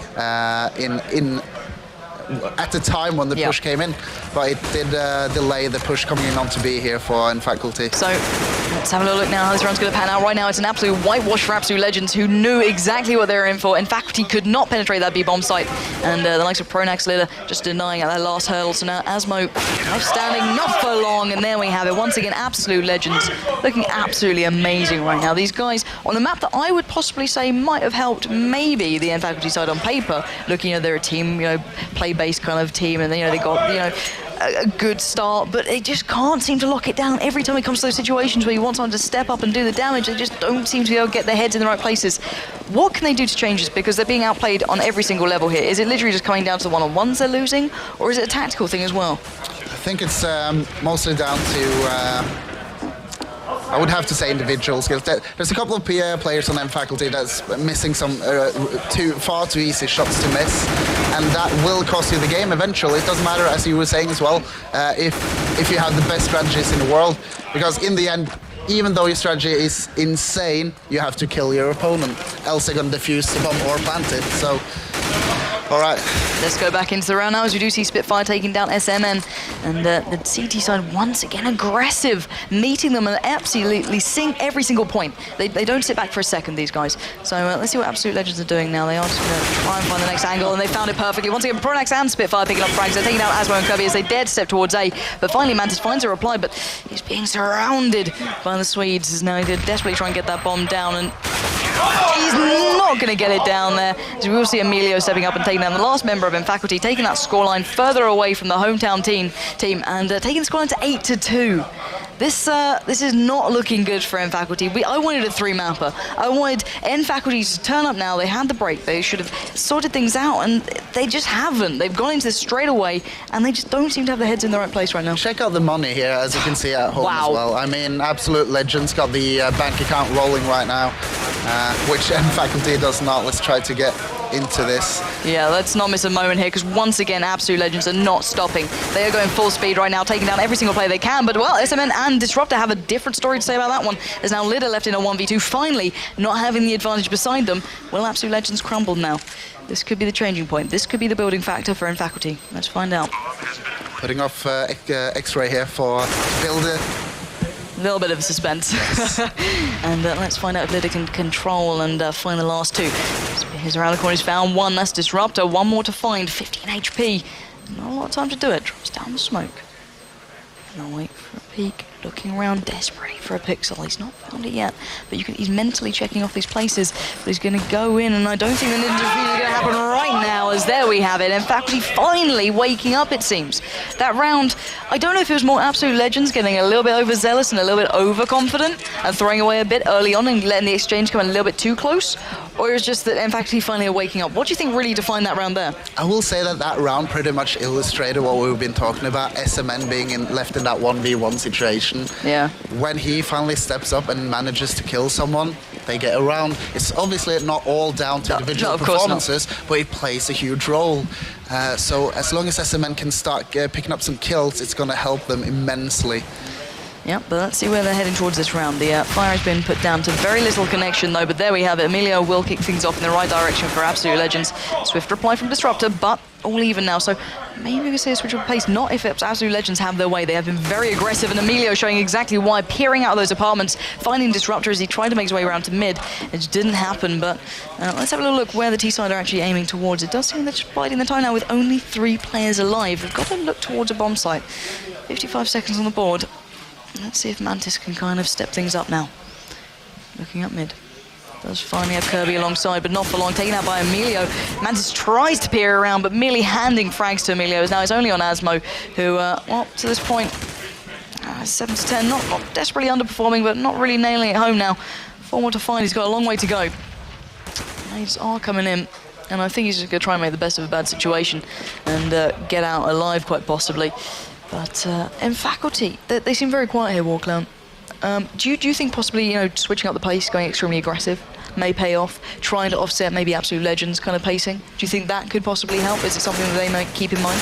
I think what might work against what the playstyle of Absolute Legend is what you're referring to as well.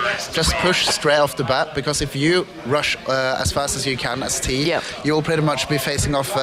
It will pretty much be a firing range up in middle, for instance, if they rush. Because Absolute Legends are pushing middle, pushing banana pretty much every single round now. But that's going to make them a lot stronger, because they're going to be 5 players against maybe 2 or 3 down mid. That will open up, they will get the kills, open up A-bomb, start pushing, get the plant, and be pretty much left at a 4 versus 2, 5 versus 2 after plant. Well, it looks like Absolute Legends again are going aggressive on banana, but will they be met with some resistance? Finally, in faculty are doing some damage, taking out Ideal, but I have not chased behind them. Well, Emilio and Lydia made the most of it for a short while, but quickly it's been brought back to a 2v2 situation. Let's see if that T-side can continue this push. The bomb is in a bit of a tricky position, though. I've got to say it. Down on the ground, they're not within their hands, so they're going to try and push forward. Flashes are coming out, fire being laid down, but here comes Pronax, finds one. Now it's all on Kirby, not for long, as Pronax will claim that as well, taking that scoreline 10 to 3. Now, on this half, we did expect a slight advantage. Yeah. But not to this extent. You can see these score lines back in Counter-Strike 1.6, Counter-Strike Source as well. But I mean, with the changes coming onto this map, I'm seeing a lot more even games on this map, not being that heavily CT-sided. I'm just generally disappointed with in faculty, and also massively impressed about how Absolute Legends are playing. Yeah, Absolute Legends look like a team right now. They're nailing everything they have to. They went on aggressive strats there, they pushed, they've handled it well, and I've been thoroughly enjoying watching them. They look like they actually are a genuine team rather than a bit of a mix. But Kirby has found 2 actually, taking down Absolute Legends this round and making Spitfire kick into action and have to step up as to where he was. So I'm going to reposition accordingly and try and wait and receive the German onslaught, as now they are making their way towards the A-bomb site, and let's see if we can find any of them. It's Spitfire laying down the fight. He does get one, Litter with a second. Now, and faculty are being worked down. They have got the penetration towards the site, but they're just not claiming the frags. But Kirby's on fire right now, claiming 2 more. So can he get the last? Can he find Litter? 2v1. This could be a big round for them. They need to get these rounds on the board desperately, as Litter now trying to edge forward, taking step by step towards that bomb site, but flashed up, tagged up. He's going to have to try and find a different way at the moment. Drop out the smoke, flashes, anything he has left in his arsenal, but didn't check where Kirby was, and what a round from him, really stepping up when it matters. And the individual play from him then was, he might as well join Absolute Legends at that rate. The way he was playing as a singular player, that was very impressive. 10 to 4, so in fact, he do have that talent, that's the thing. It just isn't shining through until rounds like that. Yeah, I have to say, as long as faculty can pick up that this last round as well, we might see a lot closer than what we've been experiencing this far. Let's see, once again, they do decide to push up offensive. It seems as though Kirby and Mantis have kind of gotten glommed on to what they were doing, but Absolute Legends have already pulled it back to a 3v3 situation here, as now the T-side are trying to make their way towards one of the bomb sites. I do believe that will be A, as they are leaping out of the apartments, but actually it's Disruptor to claim Pronax, who was generally the defender on A at the moment, and now Lida and RDL have to get their rotating shoes on. 2v2 situation, and the frag's going to fall, but T-side are challenging rather swiftly, and Lida and RDL, beautiful play straight away, not holding back for a second. And the T-side challenging very aggressively there too in that last round of the first half in the second map. So obviously, Absolute Legends, big lead, 11-4. Now a scoreline like that is daunting to say the least. That is, oh wow, they're going ready straight away. Not right holding up bat. for a second. I like this. Yeah.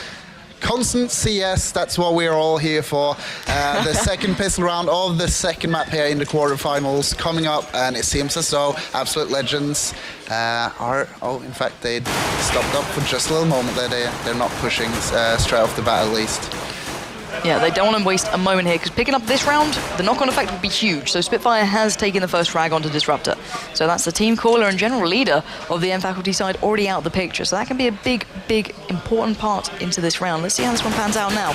Spitfire expecting a couple of players not flying them. RDL has, though, onto Kirby. So they're working them down. The T-side are now making their way towards the B-bomb site. And right now it's looking pretty clear. RDL leading the way. Fire is coming in as Asmo to land the shot onto Spitfire. So already a bit of a retort, but not yet that much, as it's still a 4v3. So the T-side do have the advantage, and now even more with the bomb down and ticking. So Mantis needs to get back in here. Flashes are coming in. You can see, I believe it's SMN pushing forward, but finding the shots of RDL, and RDL claims another. They're leaving only Asmo standing, and in such an important round, they want to be winning these. They want to be going absolutely hell for leather to pick this up. But right now, this 1v3 looks a little bit farther away from Asmo as he'd like. So look towards the bomb site.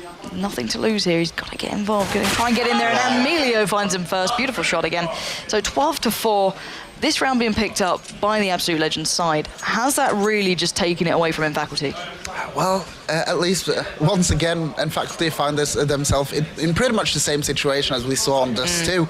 Let's see, have a quick look. No, in fact, they have not early bought. What we'll see now is, with that kind of money M faculty got now, they don't want to buy before Absolute Legends have 14 rounds. But I think, once again, we'll see M faculty going for that early buy the next round. It seems as though they favor going for the early buys. Yep, but RDL looking aggressive towards the B-bomb site, going to push forward, does get the frag onto Kirby, trying to follow up onto the next, but doesn't quite happen so easily, but he does make it land eventually onto Mantis. Beautiful play, literally cracking open B by himself.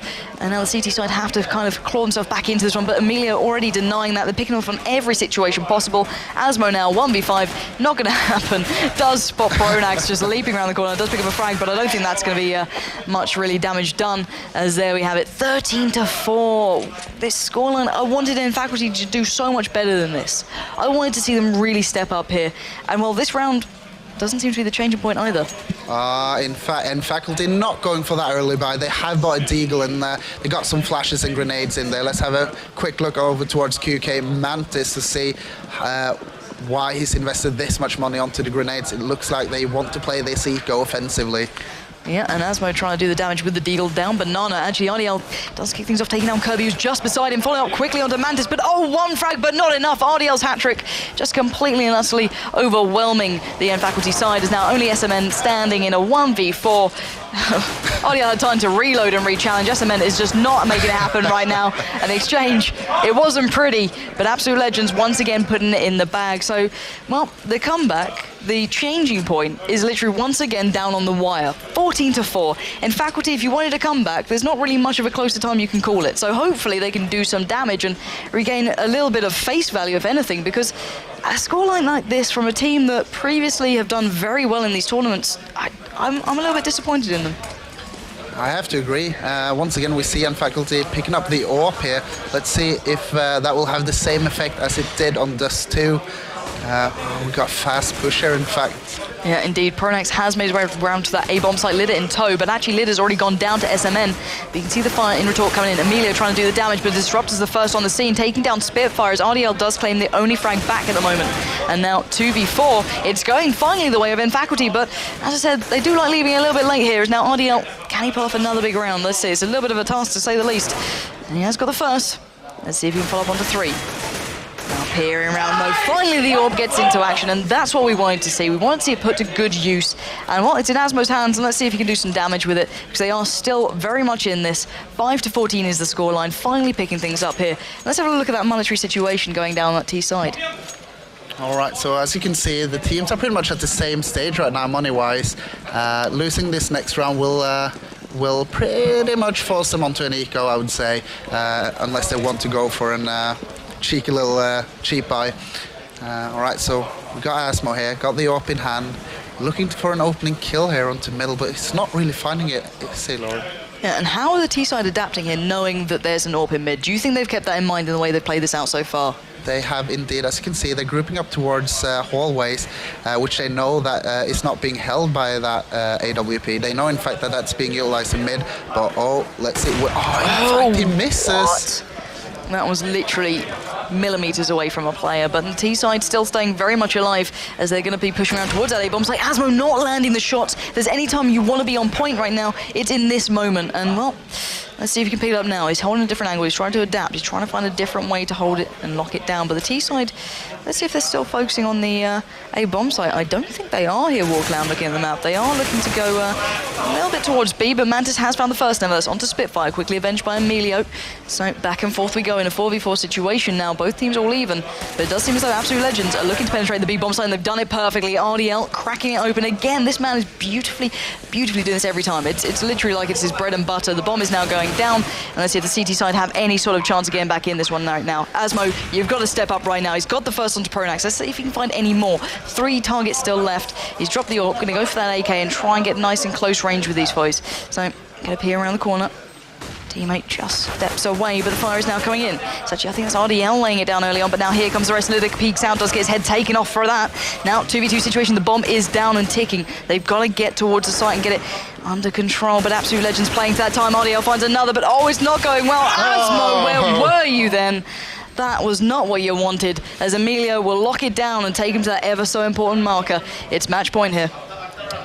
Wow, let's have a look at the money here. As you can see, we've got FAMAS being bought up. We've got 2 pistols. Does Disruptor only have a pistol on him?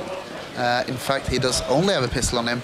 So this is some of the most light buys you will ever see. Always being forced in that.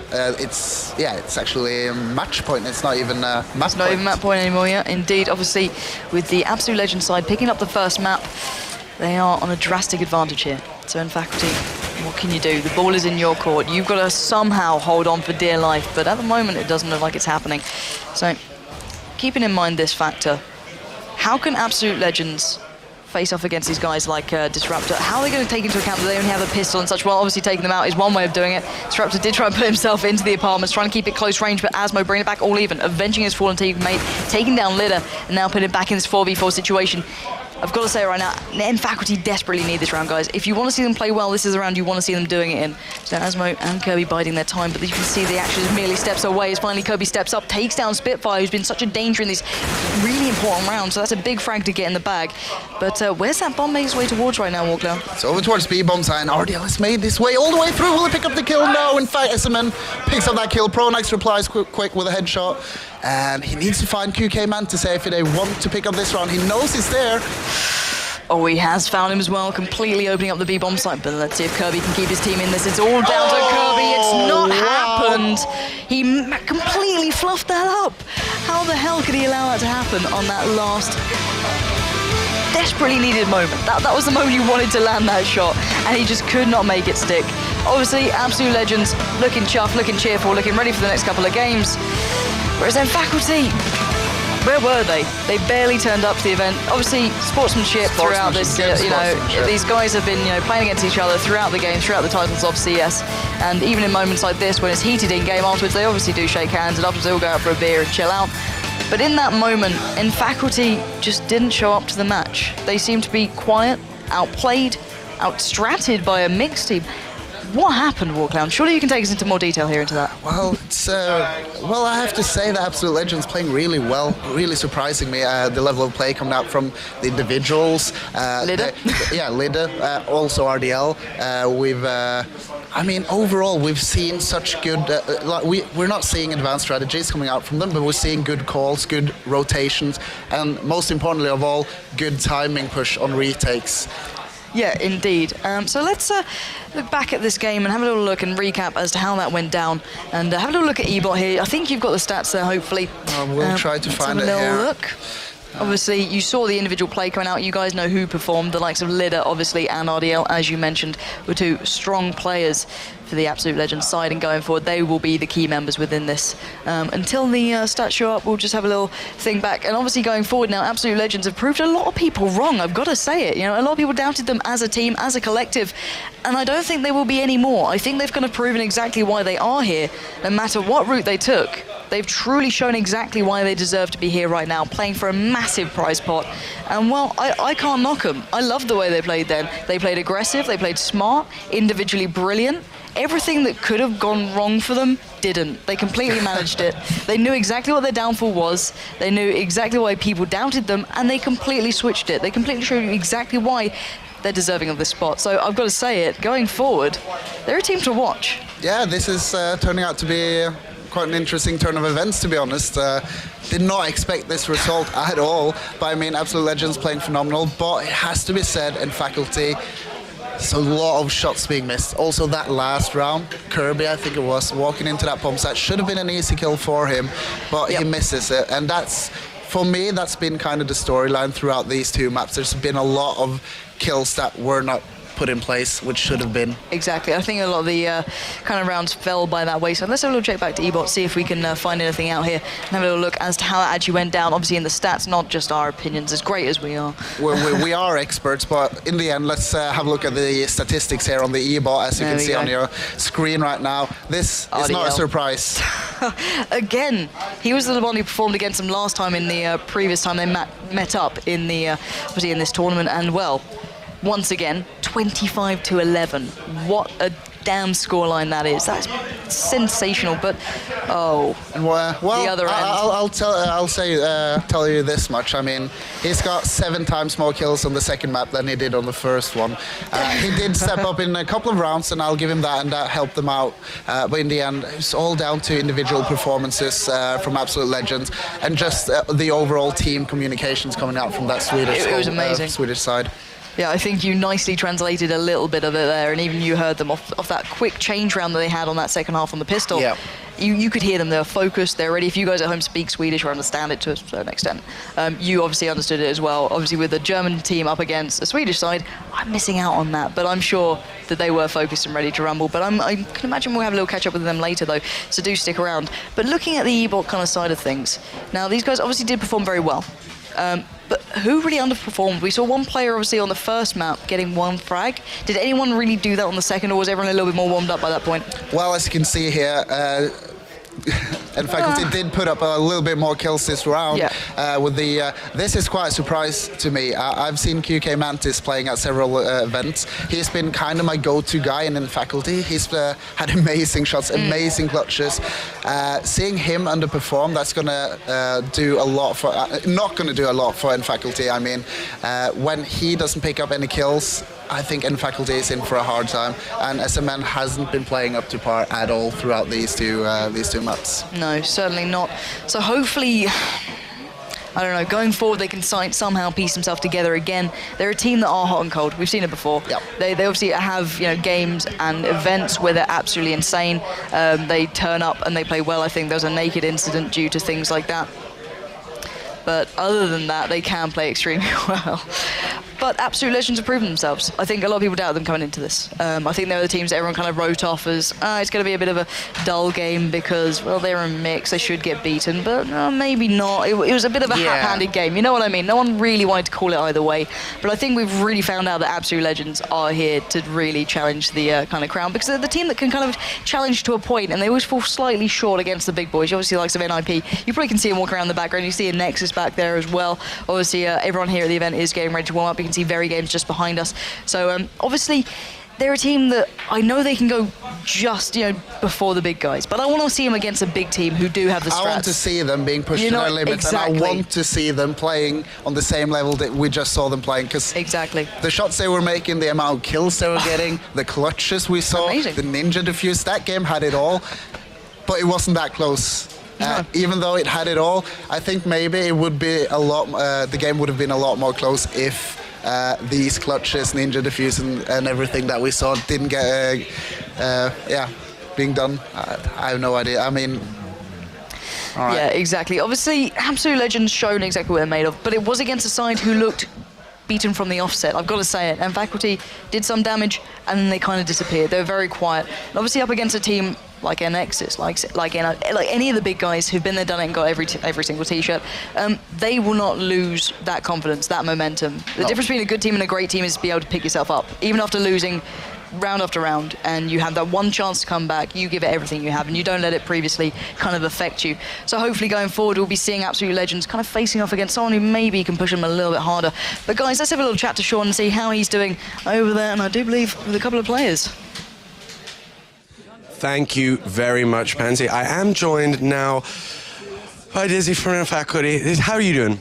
Really bad. It's a disappointment again. It's a disaster. I mean, we wanted to win this, we needed to win this, and we should have, but we failed again. It's very disappointing. I mean, it's just hard to say what's wrong. I mean, we just won 1 pistol again out of 4. It's not enough again, and the other rounds were bad as well. I mean, Absolute Legends played well. They did their shots, but we just kinda did it. We absolutely failed. It's a disaster again. That sucks. So obviously quite distraught. I mean, I can really sense that when you came over, you really felt like you were obviously, not, let's say, on form, or it didn't go the way you wanted to. What's next for you now? Well, next is Dallas. Next weekend we are in America, Dallas, Texas. We have the ISEA finals there against the top 4 American teams and the top 4 European teams, and it will be tougher, it will be harder than this year, and we need to keep up. We need to, get better somehow. I don't know what we can do. We did so many things. I don't know what's wrong, but something is really wrong. So a question that we've had from the community, and I don't want to put you on the spot now because I know that you've just gone through what can only be described as an intense experience, an intense match, is, and it's come in, as I say, on the Twitter, I believe, to Melly. So, of course, if you're out there and you have questions, please do send them in because we will be dealing with them. And that is this going to affect your lineup? Does this, let's say, announce perhaps for you guys that there's going to be a change? No, and Faculty is more about the players. Its headline is Mates and More. That means the team is the key factor, not the players. I mean, we have a good team, good chemistry. Something is wrong. We need to find out what it is. We changed the strats caller. The last events I called, like always, and last games, Copenhagen games, and here QK Mantis did the strat calling. We had a lot of break. We had a lot of training and boot camp before Copenhagen and so on, and something need to change. I don't know what. We need to find out. A roster change is nothing that is on my mind, for example. I don't know how the other players think, but it's not in Faculty that say, okay, we have a bad month, or let us say 2 bad months, so we change the roster. And Faculty is not that. Mates and More. The team is important, not the players, as I said, and we have to find out what the future brings, and we give our best. I mean, we've trained so hard. We make demo analytics of the opponents. We changed the caller. We did almost everything. Well, we need some tips what we can do more. I don't know. Well, commiserations, but thank you so much for taking part, and good luck, of course, next week in Dallas. But of course, now that does mean that we have to also go over to the good man sitting to my left. Good sir, how are you feeling? Feeling quite good at the moment, I gotta say. We came in knowing that they've been together for quite some time and that they're a good team, tactic-wise, team play. When we watched their demos when they played on training against Ver Games, where they won, and all their clutches were like spot on. We knew that if we were gonna pull this off, we were gonna bring our A game, and we managed to do that, and it feels good. So, what do you think was the decider for you today? I mean, obviously, we heard Dizzy talk a little bit about that there was something that was missing for them. There was something that perhaps didn't come right. I mean, they'd had a great lead up to this finals. But what for you was maybe some of the factors that took a role in that? I don't know. We had a lot going in our favor. Pistol rounds was one, and I don't know. There was some clutch round retakes and stuff that we actually managed to get. The Ninja Diffuse that Spitfire got, and I don't know.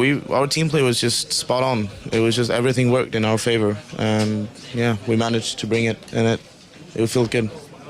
Well, excellent stuff, and congratulations, obviously. And what's next for you? I mean, obviously we have tomorrow. How are you feeling?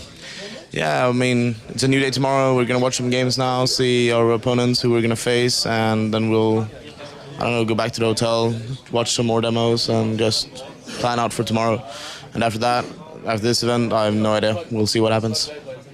Well, I wish you all the luck moving on from here. Obviously, we have more great matches coming up, including a Nexus and Very Games. But for now, we're going to head over to Melly, I believe, who's going to tell us a little bit more about the fun stuff that's happening with the RaidCall EMS1. Stick around, lots more action. Two great teams. It's going to be a great day. So, welcome everybody to our daily social media update. And yeah, before the matchup, I asked you guys to vote for your favorite teams. And yeah, sadly, we saw some pretty fast matches against the prediction of the community, because the community was clearly thinking that Faculty is going to win with a 75% vote result. And yeah, the next vote will be up in a few minutes. And sadly, nobody participated at our mascot drawing competition. Let's call it contest competition, whatever. Yeah, sure. And yeah, I just wanted to show you what you guys can win.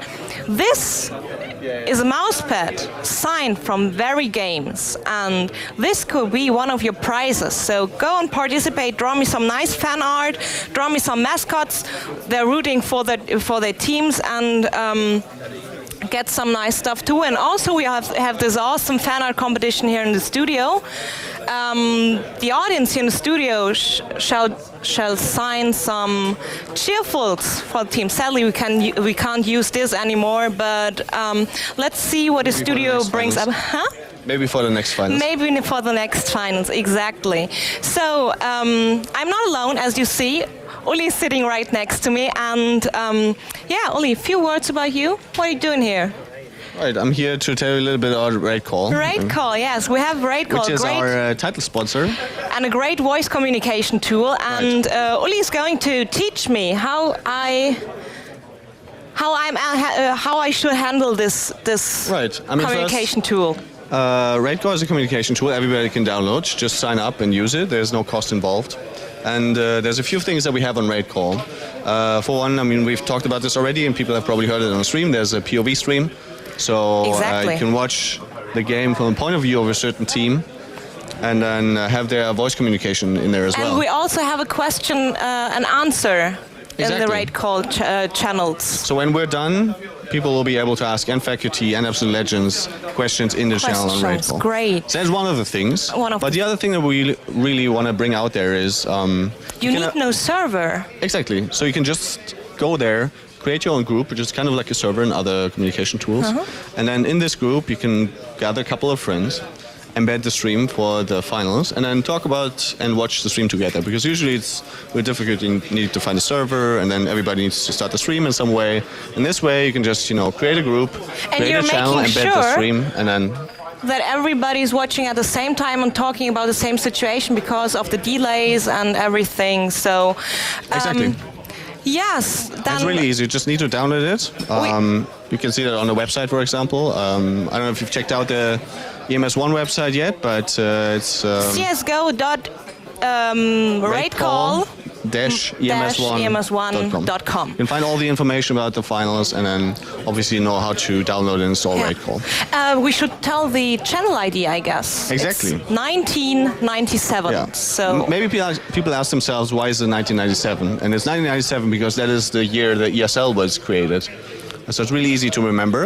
1997, that's 16 years ago. 16 but, years. That is the idea We're of the so channel. old. Exactly. We're so old, Uli. So let's have a look at our computer here. And so if Right. you log in with your login, For example, on the right side, you already see that there's the EMS1 finals going on. There's a link that directly brings you to the group. What we want to show is how exactly can you create your own group. And there's in the bottom left corner, once you've signed up. because if you're creating your own group, we might join your channel if you send us your ID. Exactly. And then you will be live on our stream and Yeah, so just send us the do ID. random stuff. I don't know. We'll see. It's entirely up to the audience what's going to happen there. So you But- can send me the channel IDs over via Twitter and Facebook at RaidCall EMS1 and Facebook.com/RaidCall EMS1. It's pretty simple. It's always or the same. just type the ID into the RaidCall channel where everybody is. In 1997, we talked about this. Exactly. So it's a great way to get involved, but also it's a good communication tool. I mean, you just give it a try. If you're playing 5-on-5 Counter-Strike Go, if you're watching Counter-Strike Go, I'm assuming you're also playing to some extent. Yeah. Then just give it a try. It's really lightweight. It's easy to use. There's no servers involved. It's got good voice quality. Just It's really give it, low performance just needed. give it a go. Exactly, Yeah. and then hopefully you'll like it and continue using it. Exactly. Let's get back to the desktop and see finally how a channel is created. And yeah, I already clicked on this button here in the lower left, and then this pop-up came up. So what do I have to do next? Right. I mean, obviously, you choose the type of your group. Well, we see it's about gaming, obviously, Obviously, and then you can choose which game it is. it's Sadly, there's no. Counter-Strike. But maybe you can click on others. There's Counter-Strike Go. Others, maybe. Anyway, there's a whole list. Scroll, whole Right, bunch of exactly. games. So Right, every so whatever game is game you supported. think is going to be the main game of the group, just click one of them. Found it. It's gone There's again. Counter-Strike Here Go, it is. right? Okay, So- selected. And also add more games if you want to. How about some Right, Dota 2, because we also have an EMS1 and Dota 2. Exactly. And that's not for now. So I have to click on next. Exactly. And then I can name my group. Right. The new name, and then you can, give a short description. Let's call it Meltsy's Wonderland. Right. So whatever name you want to choose, you can put in there. The program is going to check if it's still available. It's available, Yeah. And then you're basically done. You can click create, and then your group will be created. but you can do it only one time. I think it's now 3 times. It used to be Three once, but I times? think you can now create 3 different groups. So Anyway. let's create it. Please wait. Enter group now. So I'm in Meltsy's Wonderland right now with the ID 6027637, and I'm alone. I've got a heart Yeah. right next to my name. What does that mean? You need to level up a bit. I need to level up. I The longer you see. stay on RaidCall, the higher level. But I don't think it's too important for now. You can also change those badges, right? Exactly, yeah. Cool. Oh, look, there's the first guy already coming in. Oh, hi. Right. Hi, Scummel. How are you doing? Yeah, so now you could, embed the stream, create the different subchannels, etc. You can also add contacts. You can transfer them from your Facebook. Yeah, exactly. You can connect to Facebook. It's like an instant messenger to some extent. You can Oh, add great. someone as a contact, and there's a contact list. Yeah. So it's really got a lot of functionality. I don't think I want to overload people with things it can do. There's a lot of things that RaidCall can do, but for now, I mean, creating a group, adding a couple of friends in there, I think that's the first step, and then So you can go everybody on from should there. download it and try it out for themselves. Yeah. And find Especially out for the what Q&A that's coming up in a couple Exactly, of seconds. because the players might be waiting right now on their channels. I'm now in our channel 1997, and yeah, I'm in channel stream Counter-Strike Global Offensive English. So maybe someone is listening right now. Right, so I think the players I will will join say you once hi. we're done. They will come here, answer a Maybe few some questions. reactions came up. Will come up. No, it's not. So No. good. Thank you very much. Well, hello. Zebex is saying hello. It's great. So, and this is the embedded stream, Yeah, exactly. That's the stream that everybody's watching. and you can embed it in your own channel as well. Right. Whatever channel you choose to. And it's easy. Just right-click on channel. I hope it is. I think. I mean, I managed to do it. Which channel? I'm not that clever, so. I don't know. I don't have enough it rights should be really on this easy. channel. Yeah, I think. Larry showed me last time, and it was pretty easy. So just download this nice tool and invite your friends to chat with you and create your own channel and send the idea of the channel to me via Twitter, Facebook, whatever, and we might join your channel and you'll be live on stream with your friends. And write nice stuff in the chat. Hopefully Nice stuff, nice stuff. only nice stuff, exactly. So, I think we're done here. Thank you very much, Uli. It was my pleasure. I'm still a bit, how should I say? Yeah, I know what you mean. Overwhelmed, Not happy. maybe? Overwhelmed is the right word. So Sean is waiting for you. So let's get back to Sean. Thank you very much, Melly. Thank you very much, Uli. That all sounds incredibly interesting. So I would say get yourself over to 1997 and get stuck in and get involved with RaidCall. But right now, I get the lovely job of introducing somebody who I can only say is being told by people around in all directions that he's loved. There's kisses being blown at him, photos being taken. About this. No. And that is Richard Lewis. Richard, thank you very much for joining me. Thanks for having me on. If I'd known I was a VIP, I would have got dressed up. I didn't get dressed up, so and yet you look smarter than me, so thanks. You can wear the cardigan if you want. Would that make you feel... It won't fit, but we'll give it a go. We'll take it out a little bit. We'll see. Right? Stick around. We might do a little bit of clothes swapping. Who knows? So, Richard, you're working at the moment. I mean, you've been around in the scene for what, like, coming on 10 years now or so? Yeah, a decade I've spent doing it all. That's a pretty beastly time. It is, especially in esports, which of course is it's a job that just keeps on giving.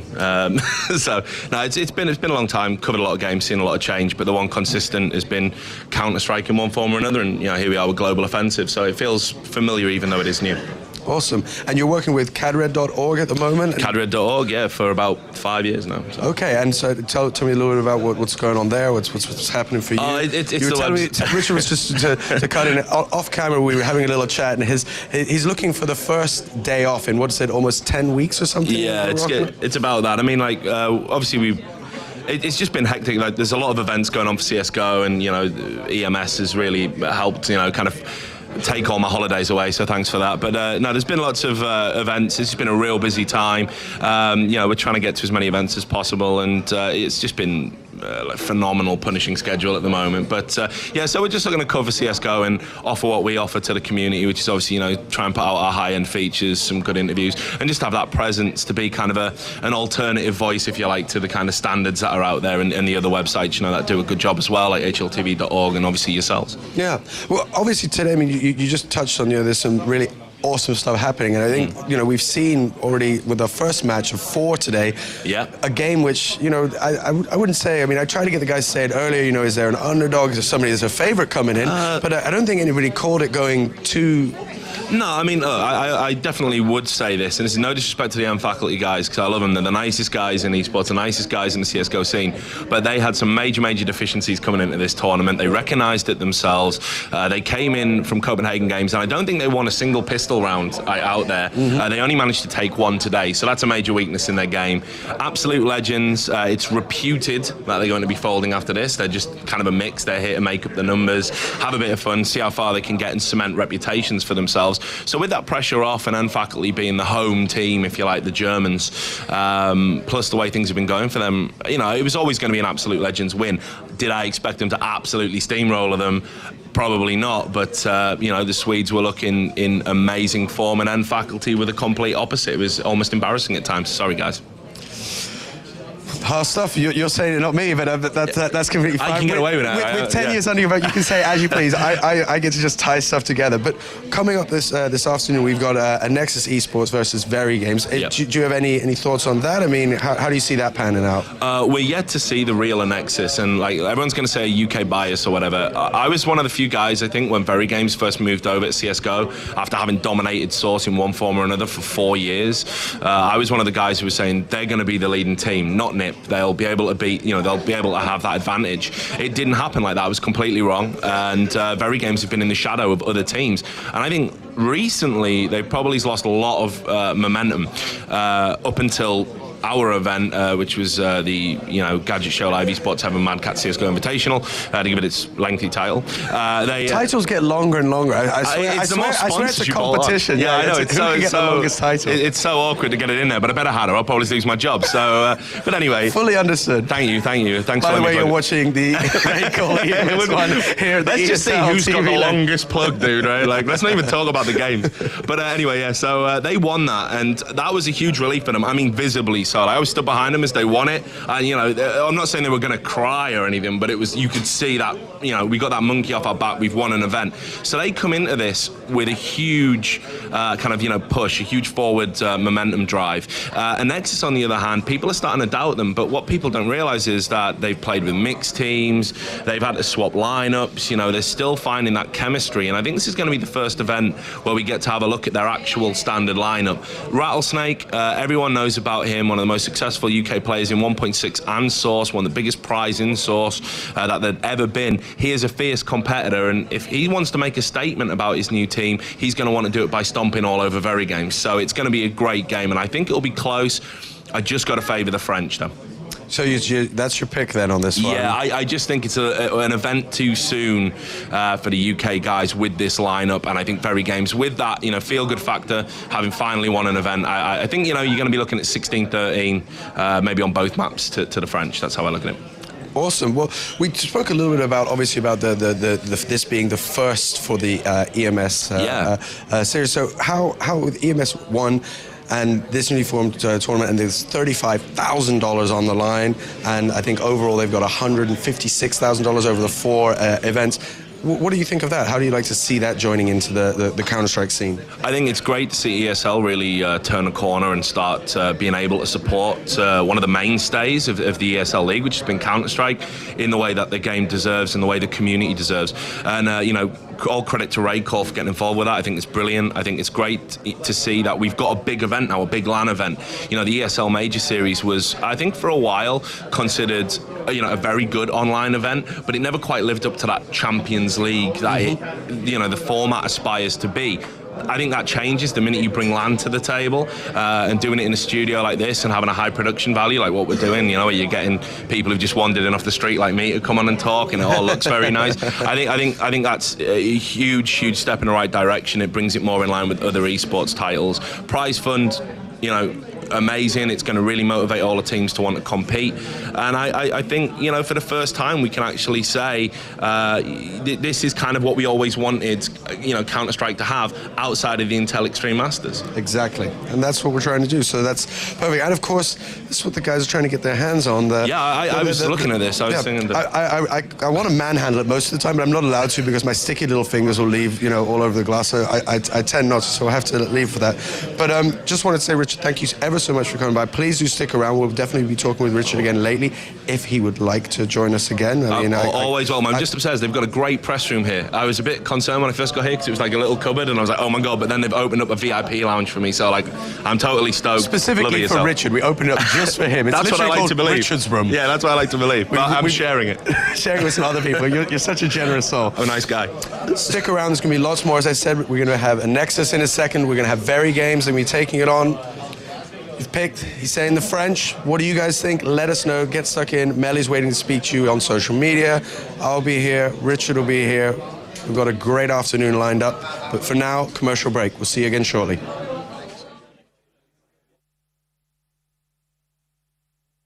Ready to challenge us? RaidCall, totally free. Amazing overlay function. Take positions. Sniper in position. Crystal clear auto quality. Go, go, go! I need backup. No lag while using minimum resources. Better communication means winning. RaidCall, communication for winners. Let's RaidCall!